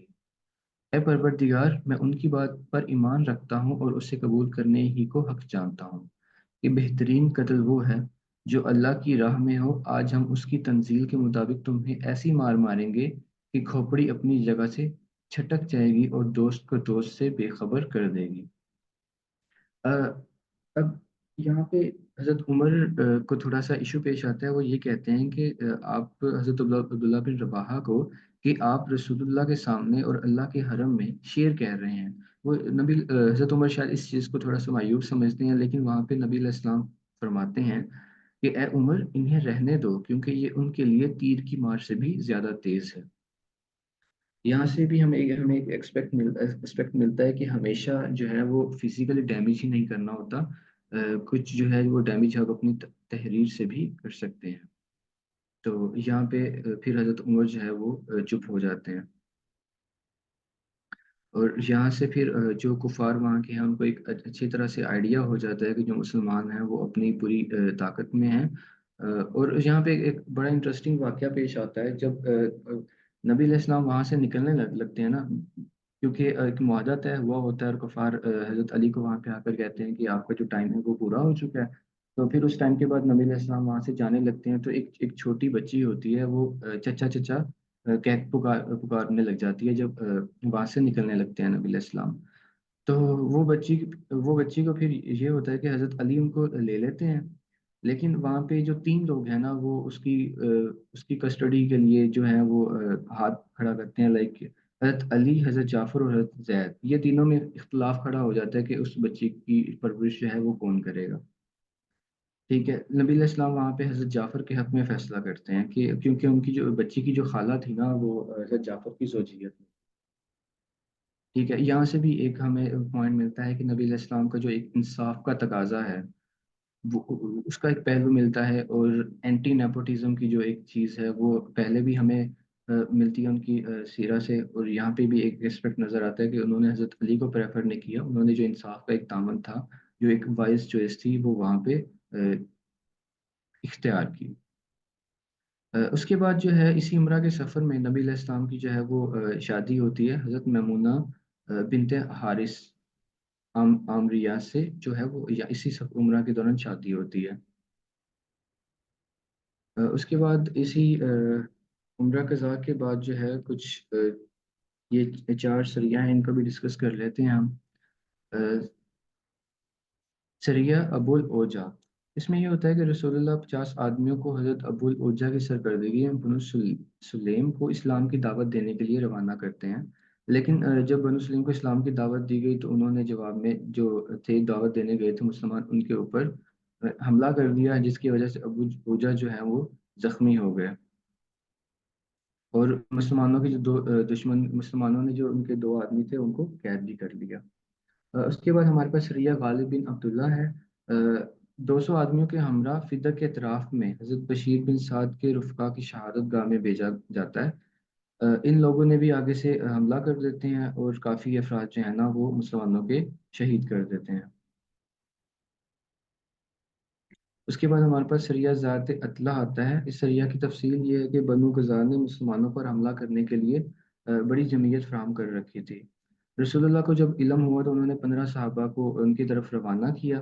صحابہ کرام کا جب ان سے سامنا ہوا تو انہیں اسلام کی دعوت دی، مگر انہوں نے اسلام قبول کرنے کے بجائے آگے سے تیر اندازی کرنا شروع کر دی، جس کی وجہ سے تمام جو صحابہ تھے وہ شہید ہو گئے اور صرف ایک آدمی جو ہے وہ زندہ بچتا ہے وہاں سے. اس کے بعد آخر میں ہمارے پاس سریہ ذات ارق آ جاتا ہے. اس کا واقعہ یہ ہوتا ہے کہ بنو حوازن نے دشمنوں کو بار بار دشمنوں کو کمک پہنچائی تھی، اس لیے 25 آدمیوں کی کمان دے کر حضرت شجاع بن وہب اسدی رضی اللہ عنہ کو ان کی جانب روانہ کرتے ہیں. یہ لوگ دشمن کے جانور ہانک لائے، لیکن جنگ اور چھیڑ چھاڑ کی نوبت نہیں آئی. تو اسی طرح سے آج کا یہ میرا جو حصہ ہے وہ کمپلیٹ ہوتا ہے.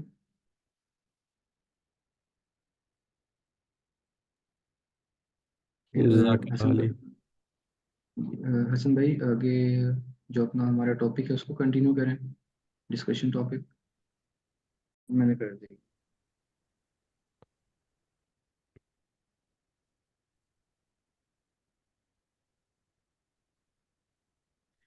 جی حسن بھائی میں لیڈ کروں ڈسکشن. نہیں نہیں، سہیب بھائی کرتے ہیں اسٹارٹ.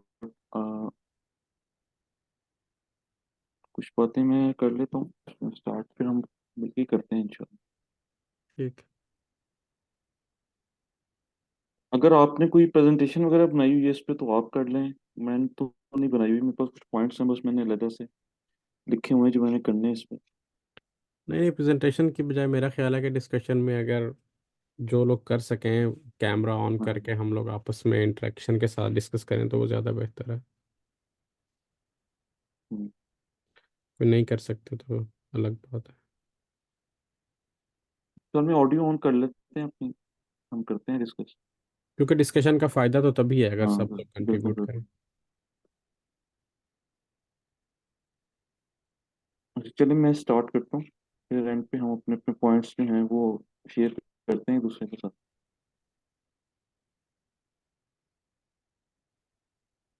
جی اس میں یہ ہے کہ ہمارا آج کا جو ٹاپک تھا وہ بڑا امپورٹنٹ ٹاپک ہے کہ سوچ کیا ہے اور فکر کیا چیز ہے، اور اس بارے میں جتنی بھی باتیں کر لی جائیں اس عنوان کے بارے میں وہ کم ہے۔ یعنی آپ سوچ کے ساتھ ہی انسان چل رہا ہے ساری زندگی، اگر سوچ نکال دی جائے انسان کے جسم میں سے تو وہ اس کی زندگی نہ ہونے کے برابر ہے نا۔ یعنی ایسے ہی ہے کہ جیسے وہ مائنڈ سے آؤٹ ہو چکا ہے اپنے، کوئی سوچ نہیں رکھتا تو وہ اسی طرح ہے جیسے زندہ لاش کی طرح ہے انسان۔ اس بارے میں بہت سا مواد اویلیبل ہے، کئی لوگ اس سوال کے پیچھے اپنی ریسرچ لگا رہے ہیں، اپنی زندگی لگا رہے ہیں کہ آخر یہ امیجنیشن کیا چیز ہے، یہ اتنا زبردست جو فنکشن اللہ تعالیٰ نے دے دیا ہے انسان کو کہ یہ کیا چیز ہے، یہ کیا کوالٹی ہے انسان کی کہ وہ ایک چیز سوچتا ہے اس کے دماغ کے کون سے حصے میں اس کی تصویر بن جاتی ہے وہ اس کو پتہ نہیں۔ اور سوچ کے ساتھ ساتھ جو بھی ہمارے اور تصورات ہیں یا جو بھی ہمارا تجربہ ہے زندگی کا، وہ ہمیں پرانی باتیں یاد آ جانا، ایک دم ریکال کر لینا چیزوں کو، یہ ساری کوالٹیز جو اللہ تعالیٰ نے انسان کو دی ہے، obviously ہر انسان اپنی زندگی میں کبھی نہ کبھی غور کرنے کی کوشش کرتا ہے کہ یہ آخر کیا چل رہا ہے میرے ساتھ۔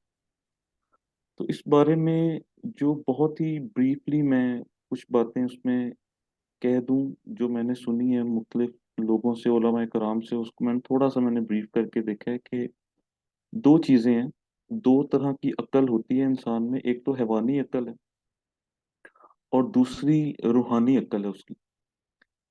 جو ہماری مادی عقل ہے نا، جو ہماری مادی سوچ ہے اس کا تعلق ہے ہمارے برین کے ساتھ، اور جو ہماری روحانی سوچ ہے، جو فکری سوچ ہے، اس کا تعلق ہے ہماری روح کے ساتھ۔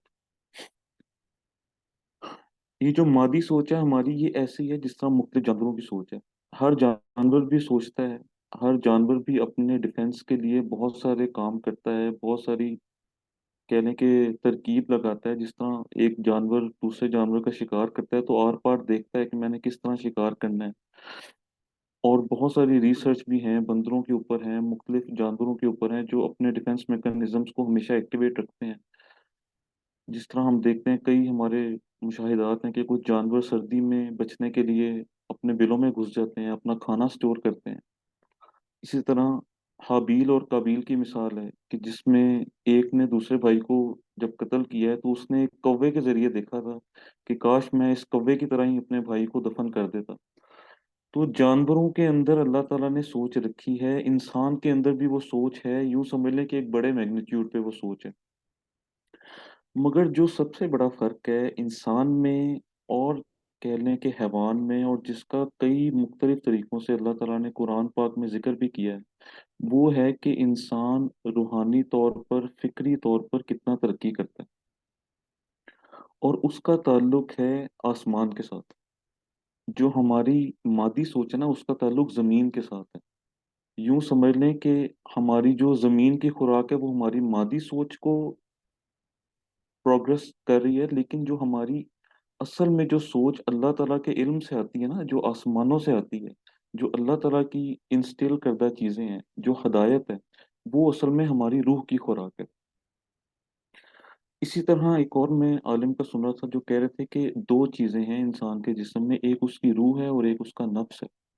نفس ہمیشہ اس کو برائی کی طرف ابھارتا ہے اور روح اس کو اچھائی کی طرف ابھارتی ہے، اور ان دونوں کے درمیان میں انسان کا دل چل رہا ہے۔ اب انسان کے اوپر ڈپینڈ ہے، یہ اللہ نے اس کو اختیار دیا ہوا ہے کہ وہ اپنے دل کو جس مرضی طرف لے جائے۔ اگر وہ اپنے دل کو نفس کی طرف لے جاتا ہے تو وہ پھر فرعون کی طرح اس کا انجام ہوگا، اور اگر وہ اپنے دل کو روحانی ارتقاء کے لیے یا اپنی روح کو غذا مہیا کرنے میں صرف کر دیتا ہے تو پھر وہ ایک فرشتے سے بھی بڑھ کے جا سکتا ہے ایک مقام پہ. تو یہ اختیار اللہ تعالیٰ نے انسان کو دیا ہے. اور اس اختیار میں آپ کس رستے پہ جا رہے ہیں یا کسی رستے پہ نہیں بھی جا رہے، ان تینوں معاملات میں سوچ کا بہت گہرا تعلق ہے. خاص طور پہ آج کے معاملے میں جنرل ایک سوچنے والی بات ہے کہ سوچ نظر نہیں آ سکتی. میں سہیب بھائی کو نہیں دکھا سکتا کہ سہیب بھائی یہ دیکھیں یہ میری سوچ ہے، لیکن میں کرسی یا میز دکھا سکتا ہوں. میری آنکھیں اس کو پروسیس کر سکتی ہیں، میرے کان کسی آواز کو سن سکتے ہیں، لیکن سوچ نہیں میں دکھا سکتا ہوں کسی کو. اس کا مطلب یہ ہے کہ سوچ کا تعلق ان چیزوں کے ساتھ ہے جو نہیں نظر آتی. سوچ کا تعلق ان چیزوں کے ساتھ ہے جو نہیں نظر آتی، یا وہ چیزیں جو ہمیں نظر نہیں آ سکتی مگر انہوں نے اپنے نشان چھوڑ دیے ہیں اس دنیا میں، جس کے بارے میں بار بار بار بار اللہ تعالیٰ انسان کو اشارہ دیتا ہے کہ اے انسان میری اس نشانی پہ غور کر، اے انسان میری فلاں نشانی پہ غور کر، تو آسمان پہ غور کر، زمین پہ غور کر، پودوں کے مختلف طریقوں پہ غور کر کہ کون سا پھل دوسرے پھل سے مختلف ہے. انسان بار بار اسی چیز کے پیچھے بھاگ رہا ہے کہ آخر یہ چیزیں کہاں سے آئی ہیں، ان چیزوں کا کریٹر کون ہے. اس کریٹر کو ہم نہیں دیکھ سکتے. بہت کوشش کی ہے دیکھنے کی، بڑے لوگ چاند پہ چلے گئے ہیں، ایلون مسک مارس پہ جانا چاہ رہا ہے، لیکن نہیں دیکھ سکتے اس رب کو ہم لوگ. یہ انسان کی فطری خواہش ہے کہ میں اپنے بنانے والے کو دیکھ لوں ایک دفعہ. تو اس سوچ کو ہم نے ڈائریکشن اگر نہ دی تو وہی حال ہوگا جو آج کل اکثریت کا حال ہے. اکثریت کیا کر رہی ہے کہ آنکھوں کو جو چیز اچھی لگتی ہے نا اس کے پیچھے بھاگ رہی ہے، جس کی وجہ سے ہماری مادی سوچ بڑھتی جا رہی ہے بڑھتی جا رہی ہے. ہمیں چیزوں کے نام آ گئے ہیں، ہمیں چیزوں کے فیچرز آ گئے ہیں، ہمیں پیسہ نظر آتا ہے لیکن ہمیں اخلاقیات نظر نہیں آتی. ہمیں گاڑی نظر آتی ہے لیکن ہمیں یہ نظر نہیں آتا کہ ایک شخص اپنی زندگی کہاں گزار رہا ہے یا کہاں سرو کر رہا ہے. ہمارے ارد گرد جتنی بھی چیزیں ہیں وہ ساری مٹیریلسٹک ہے، جس کی وجہ سے ہماری مادی سوچ ڈیولپ ہوتی جا رہی ہے لیکن روحانی سوچ دفن ہوتی جا رہی ہے. اللہ تعالیٰ ہمیں بار بار بار بار ان نشانیوں کی طرف غور کرنے کو کہہ رہا ہے جو واقعی ہیں تو مادی مٹیریلسٹک ہے، نظر آنے والی ہیں، لیکن ان نشانیوں کے پیچھے جو اصل وجہ ہے اس کے بارے میں ہم نہیں جانتے وہ اصل وجہ کیا ہے. اس کی مثال یوں ہے کہ اگر کوئی مجھ سے پوچھے کہ گاڑی کس نے بنائی ہے تو میں کہہ سکتا ہوں کہ فلاں انسان نے یا فلاں کمپنی نے بنائی ہے، لیکن کوئی پوچھے کہ آسمان کس نے بنایا ہے وہ نہیں میں بتا سکتا. کوئی اگر مجھے پوچھے کہ آپ نے اپنے گھر کو کیسے تعمیر کیا ہے تو وہ میں بتا سکتا ہوں کہ فلاں آرکیٹیکٹ نے میرے گھر کو تعمیر کیا ہے، لیکن اگر کوئی پوچھے کہ اس زمین کو ہموار کس نے کیا ہے تو مجھے نہیں پتا. اللہ تعالیٰ ہماری قرآن کے ذریعے مادی سوچ کو ڈائریکشن دے رہا ہے کہ اپنی مادی سوچ کو نا ان نشانیوں کی طرف صرف کرنا شروع کر دو جن کا کریٹر تمہیں نظر نہیں آ رہا. اس کے بارے میں سوچو کہ وہ کون ہے. اور اس میں اگر آپ غور کریں گے نا یہ ایک معجزہ ہے قرآن کا کہ قرآن نے 1400 سال پہلے انسان کو نشانیاں ہی وہ بتائی ہیں جو آج بھی دفن نہیں ہیں. آج بھی وہ نشانیاں جو کہ تو ویسے کی ویسی اپنے نظام کے ساتھ چل رہی ہیں، ان کے نظام میں رد و بدل نہیں ہو سکتا. اللہ تعالیٰ نے بار بار سورج اور چاند کا ذکر کیا ہے کہ سورج اور چاند کے نظام پہ غور کرو. آپ دیکھ لیں، میں آج اس وقت بیٹھا بتا سکتا ہوں اس سال فلاں ڈیٹ کو فلاں ٹائم پر سورج کہاں موجود ہوگا. اتنا بڑا سیارہ ہے وہ کہ وہ کہاں موجود ہوگا یہ میں بتا سکتا ہوں، لیکن میں یہ نہیں بتا سکتا کہ میں کل اٹھوں گا کہ نہیں اٹھوں. میں آج بھی یہ دیکھتا ہوں کہ تقریباً 5,000 لاکھ ٹن کے برابر پانی کی مقدار ایک بادل اٹھائے ہوئے ہوتا ہے.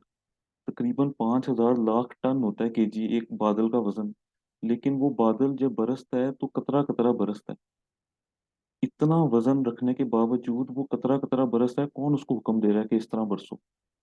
یہ نظام آج تک نہیں بدلا. ان مادی چیزوں کے اوپر اللہ تعالیٰ چاہ رہے ہیں کہ ہم اپنی سوچ کو صرف کریں، نہ کہ ان مٹیریلسٹک چیزوں کی طرف ہم اپنی سوچ کو صرف کریں جن کا کوئی نہ کوئی کریٹر ہمیں بظاہر نظر آ رہا ہے.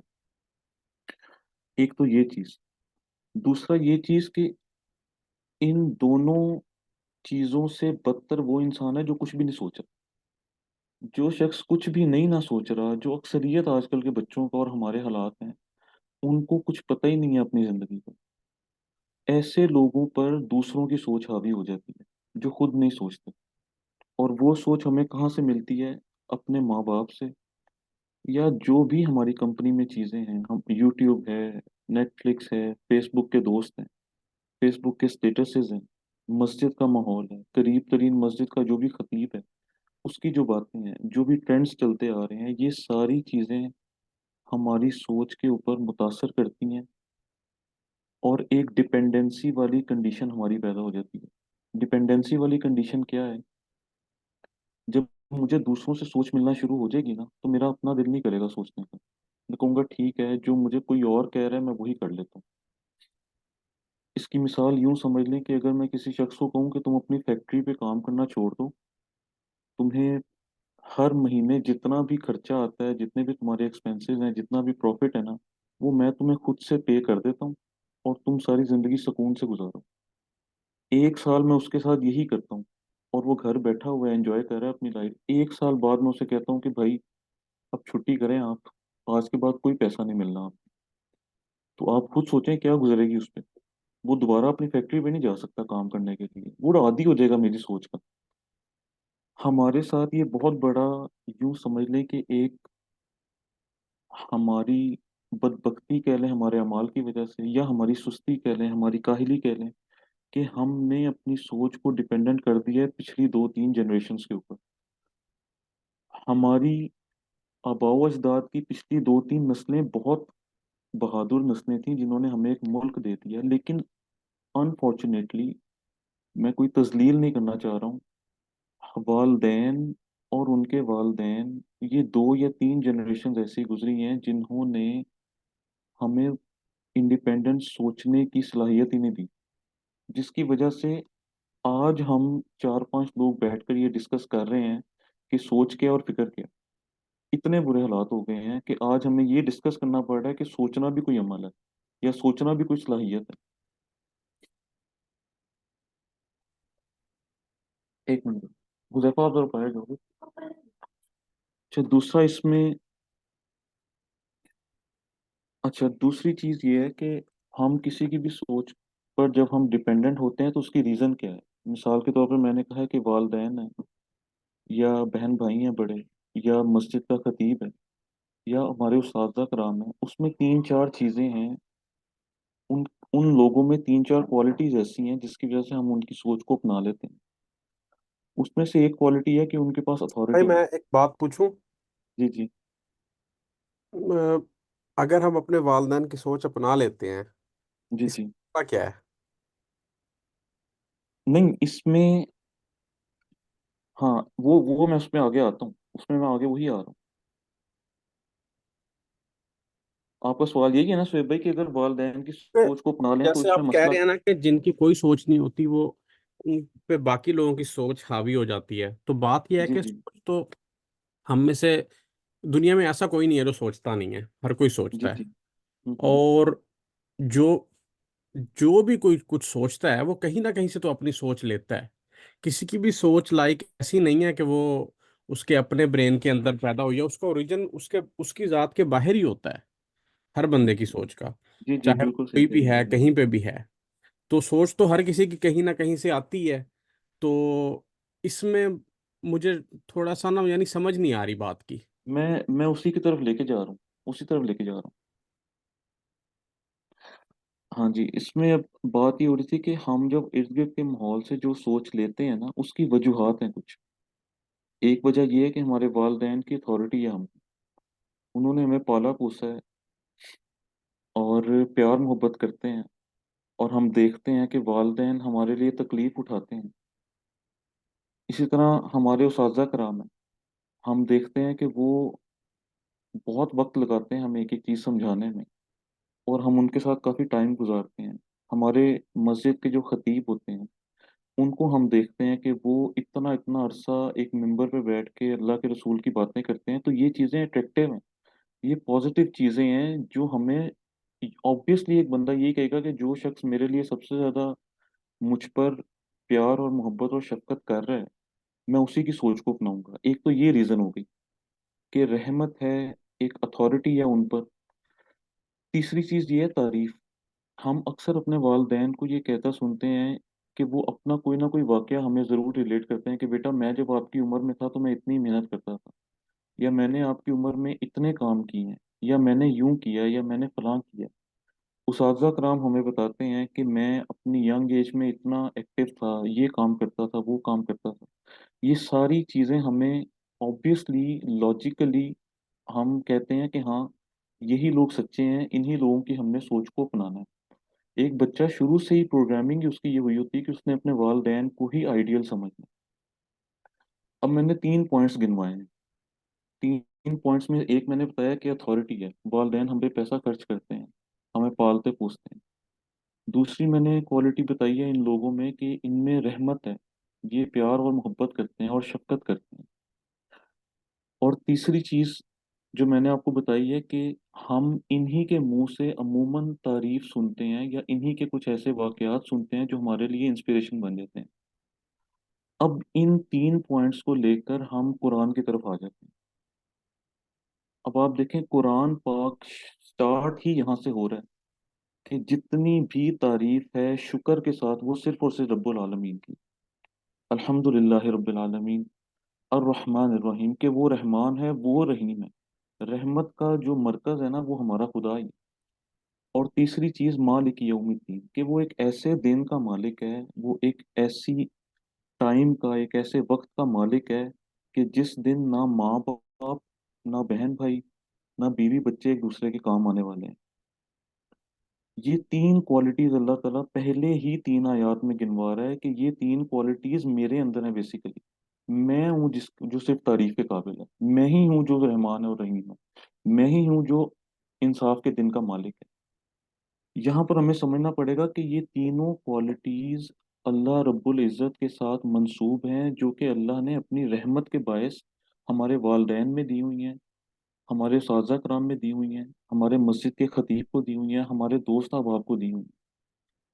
और हम अमूमन ये वजह है कि हम वहाँ से सोच को अपने अंदर पैदा करना शुरू करते हैं, उनकी सोच को एब्जॉर्ब करते हैं। यहाँ से मैं अब जो बात आगे लेके जाना चाह रहा हूँ कि सारा पॉइंट करने की बात ये थी कि जब हम सब मिलकर कुरान की तरफ आएंगे ना, और कुरान से अपनी सोच को लेना शुरू करेंगे, तो एक टाइम आएगा कि हम रिकॉल करेंगे अपनी पिछली सारी जिंदगी को, और पिछली सारी जिंदगी को रिकॉल करके हम अपनी सोचों को फिल्टर करना शुरू करेंगे कि हाँ, ये फलां सोच मेरे वालिद साहब की तरफ से जो आई थी ना, ये कुरान के ऐन मुताबिक है, ये सोच मैंने ले लेनी है। फलां सोच मेरी वालदा की तरफ से जो आई थी, ये कुरान और हदीस के मुताबिक नहीं है। तो इसमें मैंने क्या करना है, इसमें मैंने अपनी वालदा के साथ प्यार मोहब्बत शो करके उनकी सोच को भी बदलना है। यहाँ से अब मेरा जो लास्ट पॉइंट है वो ये है कि वो क्या इंग्रेडिएंट्स हैं जो हमने अपनी सोच के साथ पैदा करने हैं, जिसके बाद हम एक अच्छे दाई बन सकते हैं, हदायत याफ्ता हो सकते हैं। वो क्या इंग्रेडिएंट्स हैं हमारे जिस्म के अंदर, या हमारी क्वालिटी ऐसी क्या होनी चाहिए सोच के साथ। एक दफ़ा हम कुरान पढ़ लें, हदीस पढ़ लें, तो वो क्या शराइत हैं जो इसमें हम पूरा उतरेंगे, तो हम अपने वालदैन को भी दोज़ख की आग से निकाल सकते हैं, अपने बहन भाइयों को भी, अपने आप को भी, अपने घर वालों को भी। उनमें सबसे पहला जो इंग्रेडिएंट है ना वो अल्लाह का डर है। कुरान पाक में आता है ज़ालिकल किताबु ला रैब फीह हुदल लिल मुत्तकीन। यानी यूं समझें इस आयत को, अल्लाह ताला कहते हैं कि इस कुरान में कोई शक नहीं है, और ये हिदायत है डरने वालों के लिए। अगर मैं इस आयत को थोड़ा सा इसका मफहूम बदल के बात करूं, तो मैं अगर ये कह दूं कि इस कुरान में नाउजुबिल्ला शक ही शक है, सिवाय उन लोगों के लिए जो अल्लाह से डरते हैं।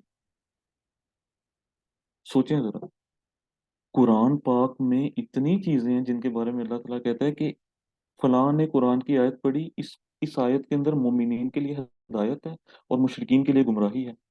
हम इस मिसाल के जरिए, अल्लाह ताला बार बार कहता है कि मैंने मच्छर और मक्खी की मिसाल दी, इस मिसाल के जरिए मैंने जिन लोगों के दिल में मर्ज था उनको गुमराही की तरफ ले गया, और जिनके दिल में मेरा तकवा था उनको मैं हदायत की तरफ ले गया। तो सोचें ज़रा, अल्लाह का डर पहला इंग्रेडिएंट है। कुरान भी हमारे लिए हदायत नहीं बन सकता अगर हम अल्लाह का डर अपने दिल में नहीं रखेंगे। दूसरी चीज क्या है, दूसरा इंग्रेडिएंट क्या है, वो है एम्पथी। एम्पथी की मिसाल मैं इस तरह दूंगा कि अल्लाह के रसूल ने कहा कि ईमान का कमजोर तरीन दर्जा ये है कि तुम रास्ते पे जा रहे हो और तुम तकलीफ दे चीज देखते हो और उस तकलीफ दे चीज को हटा देते हो। तो अब आप लोग सोचें जरा कि मैं अगर रास्ते पे जा रहा हूँ और मैं तकलीफ दे चीज देखता हूँ तो मुझे क्या जरूरत है हटाने की? मैं साइड से भी तो गुजर सकता हूँ। मैं वो तकलीफ दे चीज को तभी हटाऊंगा जब मेरे दिमाग में एम्पथी होगी कि कोई और बंदा अगर इस रास्ते से गुजरेगा ना उसको तकलीफ हो सकती है। तो अगर वो एम्पथी नहीं है ना मेरे अंदर, इतनी छोटी सी चीज नहीं है, तो मैं ईमानदार नहीं हूँ शख्स। तीसरी चीज क्या है, आजिजी। हम्बल होना बहुत जरूरी है। अपनी सोच के साथ हम्बल होना बहुत जरूरी है। इसलिए कि शैतान सबसे ज्यादा इबादत गुजार था लेकिन हम्बल नहीं था, आजिजी नहीं थी, तकब्बुर था, जिसकी वजह से मरदूद हो गया। और दूसरी तरफ आप देखें, अभी हमने पिछले सेशन में हरकल शाह रोम की बात की थी कि वो एक सुपर पावर का बादशाह था, एक बहुत बड़ी एम्पायर उसके अंडर काम कर रही थी। लेकिन जब अल्लाह के रसूल का खत आया है तो उसने कहा है कि काश अगर मैं वहां पहुंचता तो मैं उनके पैरों को धोता। चौथी बात क्या है, बात को गौर से सुनना।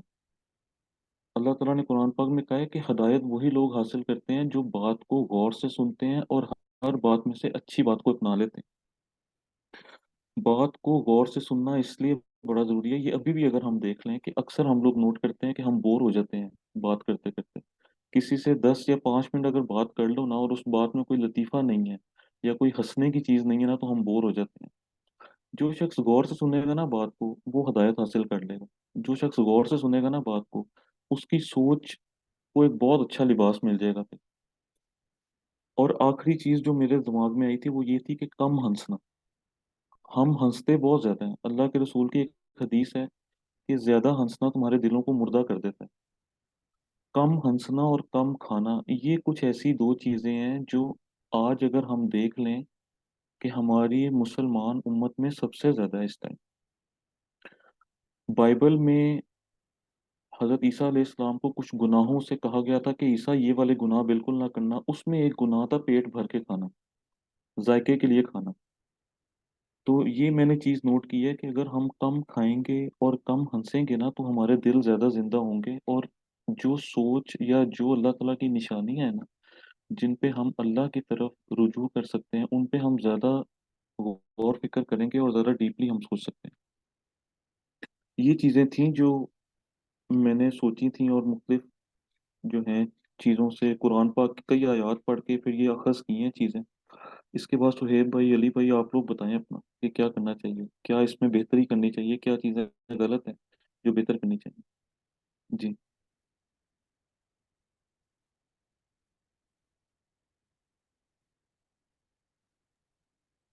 जी सुहेब भाई। सारी अच्छी बातें हैं माशाल्लाह, और बड़ा लॉजिकल तरीके से आपने बताया।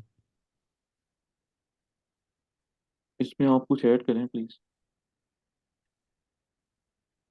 मैंने कुछ थोड़े बहुत नोट्स बनाए थे और मेरा तो यही था कि हम, तो मेरा जो है ना, घूम फिर के मैं वहीं पे क्वेश्चनिंग पे आ जाता हूँ। मेरा अंदाज उस तरह से बस डेवलप हुआ है। जी जी। तो मैं तो यही पूछ सकता हूँ कि आप अगर इस पे अपनी ओपिनियन दें कि क्या है सोच, लाइक जैसे आपने भी बताया है कि इसके बगैर इंसान कुछ नहीं है। इंसान अगर उसकी सोच है तो वो उसकी शनाख्त भी है और उसकी वो हर चीज़ की एक्सप्लेनेशन भी है, रीजनिंग भी है। और अगर सोच निकाल दें तो फिर इंसान में कुछ नहीं बचता।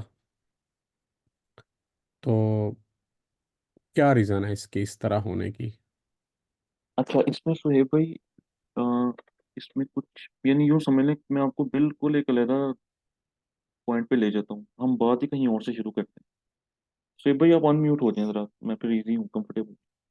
जी जी, कोई मसला नहीं है। हाँ हाँ, अच्छा इसमें ये है कि अच्छा सुहेब भाई, इस टाइम हमें ना बात करते हुए तकरीबन 1.5 घंटा हो गया, ऐसे ही है ना? जी जी। 1.5 घंटे का मतलब ये है कि तकरीबन 90 मिनट्स हो गए। 90 × 60 × 26। अच्छा आप देखें इस टाइम ना تقریباً ہماری زمین نے نا 4 مختلف اطراف میں گردش کرتے ہوئے نا 1.5 گھنٹے میں اتنا سفر طے کر لیا ہے جو کہ لاہور سے کراچی کا تقریباً 140 دفعہ سفر بنتا ہے. جی. تو آپ مجھے بتائیں کوئی جھٹکا لگا ہے آپ کو؟ نہیں. نہیں لگا جھٹکا. یعنی 26 کلومیٹر پر سیکنڈ کی رفتار سے زمین سفر کر رہی ہے اس وقت. جی. اتنے بڑے اتنے بڑے آسمان میں نقطے کے برابر زمین ہے ہماری. جی. اور ہم سب کو پتہ ہے کہ ہم بیسیکلی اپنی ماں کا حصہ نہیں، اپنے والد کا حصہ ہیں. اور والد کا بھی حصہ اس طرح تھے کہ تقریباً کوئی 10 لاکھ کے قریب ہم جیسے ہی گھوم رہے تھے، اور ان میں سے ایک میں اللہ نے سلیکٹ کر لیا کہ تو جا اور ماں کے رحم میں ٹھہر جا اور میں تجھے پیدا کرتا ہوں. اور 5 یا 6 سال کے بعد جا کے مجھے پہلی سوچ آئی تھی اپنی زندگی میں. جی. تو سہیب بھائی، سوچ کس طرح ڈیولپ ہوتی ہے یہ شاید ہمیں اللہ جنت میں ہی بتائے گا. یہ ہم نہیں ڈیولپ کر سکتے اس کو کہ یہ سوچ کیا چیز ہے یا اس کا میکانزم کیا ہے.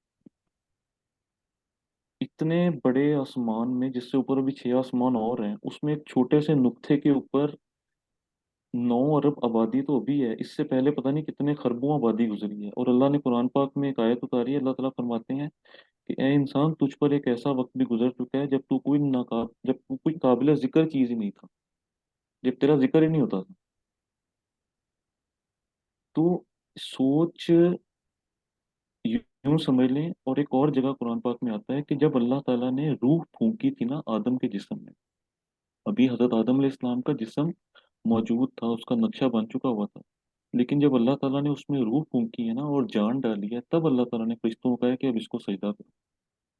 تو اصل میں وہ جو سجدہ تھا نا، وہ حضرت آدم علیہ السلام کی سوچ کو سجدہ تھا، وہ ان کے جسم کو نہیں. اور دوسری چیز کیا ہے؟ دوسری چیز یہ ہے کہ آپ دیکھیں، ہم نا کسی دن اس پہ سیشن کریں گے انشاءاللہ. قرآن پاک میں حضرت آدم علیہ السلام کا جو واقعہ اللہ تعالیٰ نے بتایا نا، اس واقعے میں بہت زیادہ حکمت ہے. بہت زیادہ حکمت ہے. وہ 4 یا 5 آیات میں اللہ تعالیٰ نے واقعہ سنایا ہے، اور اینڈ پہ اللہ تعالیٰ کہتے ہیں کہ اس میں حکمت تلاش کرو ذرا تم سب. اس میں ایک چیز سہیب بھائی پتہ ہے کیا ہے؟ کہ اللہ تعالیٰ نے نا حضرت آدم علیہ السلام کو پوری کائنات دکھا دی تھی. تو مفسرین کہتے ہیں کہ ساری کائنات دکھا دی تھی، ایک ایک چیز کی پراپرٹی بتا دی تھی. یعنی یہ جو لفظ سوچ ہے نا، اس کو انگلش میں تھاٹ کہتے ہیں نا اگر، تو یہ بھی حضرت آدم علیہ السلام کو پتا تھا کہ اس کو انگریزی میں کیا کہتے ہیں. یوں سمجھ لیں آپ، ایک ایک چیز کی پراپرٹی کھول کے بتا دی تھی اللہ تعالیٰ نے کہ آدم تیرے بعد آخرت تک، قیامت تک زمین کے اوپر یہ چیزیں آنی ہیں، ان سب چیزوں کے یہ نام ہیں. فرشتوں سے میں پوچھوں گا، ان کو نہیں آئے گا تو اس سے پوچھوں گا، تو بتا دینا. اتنی، یعنی یوں سمجھ لیں کہ اتنا بڑا میگنیچیوڈ دے دیا انفارمیشن کا حضرت آدم علیہ السلام کو. لیکن خود دیا، خود سارے نام سکھائے. اس کے باوجود اللہ نے اینڈ پہ کیا کیا پتہ ہے؟ حضرت آدم علیہ السلام کو کہا آدم آپ جائیں زمین پہ اور اب میری ہدایت کا انتظار کیجیے. یعنی ہدایت چیزوں کے نام اور چیزوں کے فیچر سے بہت بڑی چیز ہے. ہم عموماً چیزوں کا نام پڑھ کے نا میکانزم کے پیچھے پڑ جاتے ہیں کہ اس کا میکانزم کیا ہے، جو میں ابھی تک آپ کا سوال سمجھ رہا ہوں. لیکن ہم نہیں جان سکتے ہم کہاں سے نکلے تھے. ایک سپرم تھے ہم لوگ، 10 لاکھ سپرم میں سے ایک سپرم گیا ہے، اس کو پتہ بھی نہیں تھا کہ سوچ کیا ہوتی ہے. اور ایک طرف آپ دیکھ لیں، ابھی فرشتے لکھ رہے ہیں جو کچھ ہم کر رہے ہیں. ہو سکتا ہے آخرت کے دن عرش کے سائے کے نیچے آپ اور میں مل رہے ہوں اللہ تعالیٰ سے، اور خوشیاں منا رہے ہوں کہ ہم نے یہ ڈسکشن کی تھی. ہم نہیں بتا سکتے سوچ کیا چیز ہے. اس پہ بہت محنت کی ہے. بڑے ڈاکٹر اسرار کے بیان میں نے سنے ہیں، اور بڑے سائیکالوجسٹ کے بیان سنے ہیں. اس چیز کے پیچھے ہم کیوں پڑھ رہے ہیں جبکہ آلریڈی ہمیں پتہ ہے تھاٹ کیا ہے، ہم اس کو فیل کر سکتے ہیں. فی الحال مجھے یہی جواب آیا ہے اس کا. باقی اس میں آپ بتائیں، آپ کی کیا، اور یعنی اس میں کیا ہے جو چیز تنگ کر رہی ہے، اس پہ پھر ہم مزید ریسرچ کر سکتے ہیں. تو اسی سے میرا یہ خیال ہے، جیسے آپ نے بھی بتایا ہے کہ ہم اس میکانزم میں نہیں گھس سکتے، تو ہمارا فوکس، میرا خیال ہے، ہم اس پہ شفٹ کر دیں کہ اچھی سوچ کیا ہے، بری سوچ کیا ہے، اچھی سوچ کیسے آتی ہے، بری سوچ کیسے آتی ہے، اچھی سوچ کا کیا امپیکٹ ہے، کیا ایفیکٹ ہے، بری سوچ کا بالکل लाइफ पे क्या इम्पैक्ट है, क्या इफेक्ट है। तो हाँ जी। अगर आप लोगों से मैं ये पूछूं कि आज मतलब अभी तो सहरी का वक्त है, कल के दिन में मुझे एग्जांपल दें कोई रियल लाइफ कि आपको कोई बुरी सोच आई हो या कोई अच्छी सोच आई हो, कोई भी बता दें अपने कल के दिन में से एक एग्जांपल, फिर उससे थोड़ी सी आगे डिस्कशन बढ़ाते हैं। हाँ, मैं एक बता देता हूँ। कल मुझे एक हुआ है मेरे साथ वाकया कि कल मैं नमाज पढ़ा था जोहर की। तो एक मेरे साथ यानी जो थे जमात, यानी जो आए थे नमाज पढ़ने, उनको ना खांसी और नज़ला जुकाम लगा हुआ था। और वो बार बार ना अपना हाथ साफ कर रहे थे, नाक साफ कर रहे थे हाथ के साथ। और मुझे डर लग रहा था कि उनका हाथ मेरे हाथ के साथ लग जाएगा तो गंदगी मेरे हाथ के ऊपर भी आ जाएगी। अब ये सोच आ ही रही थी तो उस टाइम शुक्र है अल्लाह का कि एक और सोच आ गई है कि अल्लाह देख रहा है। अगर मैंने सारा ध्यान इसी चीज की तरफ शिफ्ट कर दिया ना कि इनकी गंदगी से बचूंगा, तो कहीं नमाज ना जाया हो जाए। ये एक सोच आई थी कल। उसके बाद से फिर मुझे ख्याल आया कि कितनी दफा मैंने नमाज के दौरान ये हरकतें की हैं।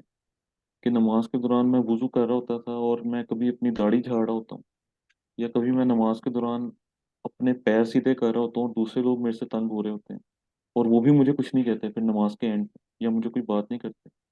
तो कल ये एक सोच आई थी जो मैंने फिर शेयर भी की है अपनी वाइफ के साथ भी कि ये भी एक चीज सिखाती है हमें बाजमात नमाज के किस तरह बर्दाश्त करना है एक दूसरे को। तो ये जो आपने बताया कि पहले आपको और ख्याल आ रहा था और फिर जी आपका जी। ख्याल चेंज हो गया, यही बताया ना आपने। हाँ हाँ जी बिल्कुल। ये जो टाइम ड्यूरेशन है मेरे ख्याल में बहुत इंपॉर्टेंट है कि कितनी देर लगती है। मिसाल के बिल्कुल तौर पे, जब किसी गुनाह का ख्याल आता है तो उसके बाद उस गुनाह पे, उस ख्याल पे अमल करके गुनाह को कर लेने का जो वक्त है, उसके दरमियान जो वक्त है, उसके दौरान अगर हमें नेकी का ख्याल आ जाए और वो हमारा ख्याल बदल जाए तो हमारा फ़ायदा है। बिल्कुल। लेकिन ना आ सके तो वो हमारा नुकसान है। ठीक है। तो मिसाल अगर किसी गुनाह का ख्याल आया और हम उसको डिले करते रहें तो उम्मीद है कि हमें नेकी का ख्याल आ जाएगा। लेकिन ये टाइम ड्यूरेशन कम हो जाए कि जैसे गलत तरफ ख्याल जाए, फौरन कोई सही ख्याल हमारे दिमाग में आ जाए, इसका क्या तरीका है? इसके जो भी मेरे जहन में इसका जवाब आ रहा है वो ये है कि हम ज्यादा से ज्यादा डिस्कस करें ईमान की बातों को। हम जिस तरह मिसाल के तौर पे कई चीजें हैं वो हमारे सबकॉन्शियस माइंड में चली गई हुई हैं, रस बच गई हैं, उनसे हम निकल नहीं सकते बाहर। उनको हमें कॉन्शियसली सोचना पड़ता है तब जाके याद आता है। वो बिल्कुल। चीजें सब कॉन्शियसली माइंड में इसलिए गई थी कि उनकी रेपिटेशन बहुत हुई थी हमारे पे। बहुत दफा उनकी रेपिटेशन हुई है कि अब हमें याद ही नहीं होता कि कॉन्शियसली कैसे सोचना है इस चीज को। तो हम जितना ले- ज्यादा जिक्र करेंगे ईमान की बातों का और अपनी छोटी छोटी बातों पे गौर करेंगे, और जिस तरह वो कहते हैं ना दावत और तबलीग में कारगुजारी सुनाएं एक दूसरे को अपनी, तो वो हम जितना ज्यादा एक दूसरे के एक्सपीरियंस से गेन करेंगे तो मेरे ख्याल में वो फिर हमें फायदा देगी, रिफ्लेक्सेस बनेंगे हमारे। अच्छा, अभी मेरे अगले सवाल का जवाब मैं जी, चाहूँगा कि अली ये एहसान में इस पे से मैं थोड़ा सा, हाँ, इस सब। पे मैं कुछ बोलूँ थोड़ा सा। हाँ, करें जी आप। जी हाँ भाई। देखिए, देखिए इसमें नफ्स लवामा या नफ्स अम्मारा या नफ्स मुतमइन्ना वाली बेसिकली ये स्टेज होती है। आप जिस अपने नफ्स के जिस पार्ट के ऊपर ज्यादा फोकस करेंगे या जिसके करीब ज्यादा रहने की कोशिश करेंगे तो नेचुरली फिर आप उसी के साथ अलाइंड होते जाते हैं। अगर आप मतलब अम्मारा पे आपका वो हो गया तो आपको वो नफ्स लवामा और नफ्स मुतमइन्ना वाली कंडीशन ज़ाहिर है ज्यादा दूर होती जाएगी। आपने कहा ना कि मतलब वो एक शिफ्ट एक फेज से दूसरी फेज में जो है ना वो शॉर्ट टाइम हो, बहुत जल्दी से आपको नेकी की तरफ ख्याल आ जाए। तो आप ज़ाहिर है अगर नफ्स लवामा वाली स्टेज पे हैं, यानी आपका जो है ना आपका नफ्स आपको मलम्मत करता है और आप उसकी थोड़ी सी प्रैक्टिस करते हैं, उसको एक्सरसाइज करते रहते हैं, जिस तरह तज़किया नफ्स ओवरऑल हम बात करते हैं, तो ये ज्यादा आसानी से ये चीज अचीव हो सकती है। अदरवाइज वाकई फिर गैप बढ़ता जाए तो फिर चांसेस ये हैं कि आप ज्यादा वल्नरेबल होंगे। बिल्कुल, चले थोड़ी सी एक छोटी एक्सरसाइज करते हैं, देखते हैं कि हम, क्योंकि हमारे पास अभी हैं 10 मिनट मजीद टाइम, फिर खत्म एक्चुअली करना है। मुझे इजाजत है, मैं तो लीव कर रहा हूँ। ہمارا تو ٹائم ہو گیا ادھر ٹھیک ہے. حسن بھائی آپ کا بھی تو ٹائم ہونے والا ہوگا. علی ہاں آپ جی، لیکن سہیب بھائی 10 منٹ کوئی مسئلہ نہیں ہے، ہم کرتے ہیں ہاں ڈسکس. مجھے تھوڑا سا کچھ اور ایکٹیویٹی کرنی ہے تو ٹھیک ہے. مجھے کوئی بات اجازت نہیں، ہے. ٹھیک. احسان بھائی آپ نیکسٹ ٹائم شیئر کرنا اپنا جو بھی پوائنٹس ہیں اس کے شور بارے شور انشاءاللہ. میں. جی جی. اچھا میرا ایک مطلب ایکسرسائز ہے، کوشچن تو نہیں، دیکھنے کے لیے کہ ہماری کیا وہ ہے، ہماری کتنی سپیڈ ہے سوچنے کی. ٹھیک ہے. مجھے آپ اپنے ایکسپیرینس سے یہ بتائیں کہ یہ مجھے تو اس چیز کا ایکسپیرینس ہے، آپ کا یہ ایکسپیرینس ہے کہ آپ نے فرض نماز پڑھی ہے جی اور جی. اب نفلوں کے بارے میں نا ذہن میں آتا ہے کہ پڑھ لیں یا چھوڑ دیں. ٹھیک ہے. ہاں بالکل. کبھی ہم پڑھ لیتے ہیں، کبھی ہم چھوڑ دیتے ہیں. تو جب چھوڑ دیتے ہیں نا اس کو اگنور کر دیں، میں اس کے بارے میں نہیں پوچھ رہا. جب پڑھ لیتے ہیں تقریباً کتنی دیر لگتی ہے اپنے دل کو منانے میں، یا وہ کون سی بات ہوتی ہے جس سے نا ذہن مان جاتا ہے پھر کہ چلو میں چھوڑتا نہیں ہوں، پڑھ لیتا ہوں. ہاں تو مختلف ہیں اس میں سہیب بھائی، مجھے تو ایکسپیرینسز جو یاد ہیں ابھی تک اس میں جو ریزن جب بھی ہوئی ہے نا آ، میری سنت پڑھنے کی، جو سب سے بڑی ریزن تھی وہ یہی تھی کہ میری بہت ساری نمازیں پچھلی رہ گئی ہیں جو میں نے نہیں پڑھی جب میرے پہ نمازیں فرض ہوئی تھیں. تو میں ان کی تعداد بھی مجھے نہیں پتا کتنی. ایک تو یہ سب سے بڑی ریزن ہے کہ میں پھر سنتے نہیں چھوڑتا، میں پڑھ لیتا ہوں. اور دوسرا میں عموماً میں نے یہ فیل کیا جس دن میں سنتے چھوڑتا ہوں نا میری اگلی فرض نماز بڑی مشکل ہو جاتی ہے پڑھنا میرے لیے. تو پھر میں یہ سوچ کے پڑھ لیتا ہوں سنتے. بڑی اچھی بات ہے. ایک بزرگ مجھے بتا رہے تھے کہ صحابہ کرام نفلوں کا اتنا زیادہ اہتمام کرتے تھے کہ نفل چھوٹنا پاسبل تھا، لیکن کیونکہ نفلوں کا اہتمام تھا اس لیے سنت چھوٹنا پاسبل نہیں تھا. ہوں ہوں. ان کے ایمان کی جو فرسٹ لائن آف ڈیفenس تھی وہ نفل تھے، کہ اگر ہاں جی. شیطان نے حملہ کر بھی دیا یا نفس نے غلط طرف مائل کر بھی لیا تو نفل چھوٹتے تھے، اس کے آگے کچھ نہیں چھوٹتا تھا.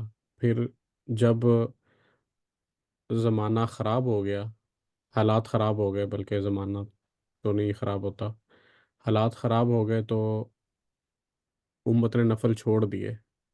تو پھر ان کا جو فرسٹ لائن آف ڈیفenس تھا وہ سنتیں تھیں، واجبات تھے. اور جب کمزوری آتی تھی ایمان میں یا شیطان یا نفس حاوی ہوتا تھا تو پھر سنتیں چھوٹ جاتی تھیں. اور پھر مزید حالات خراب ہونے کے بعد بات فرائض پہ آ گئی.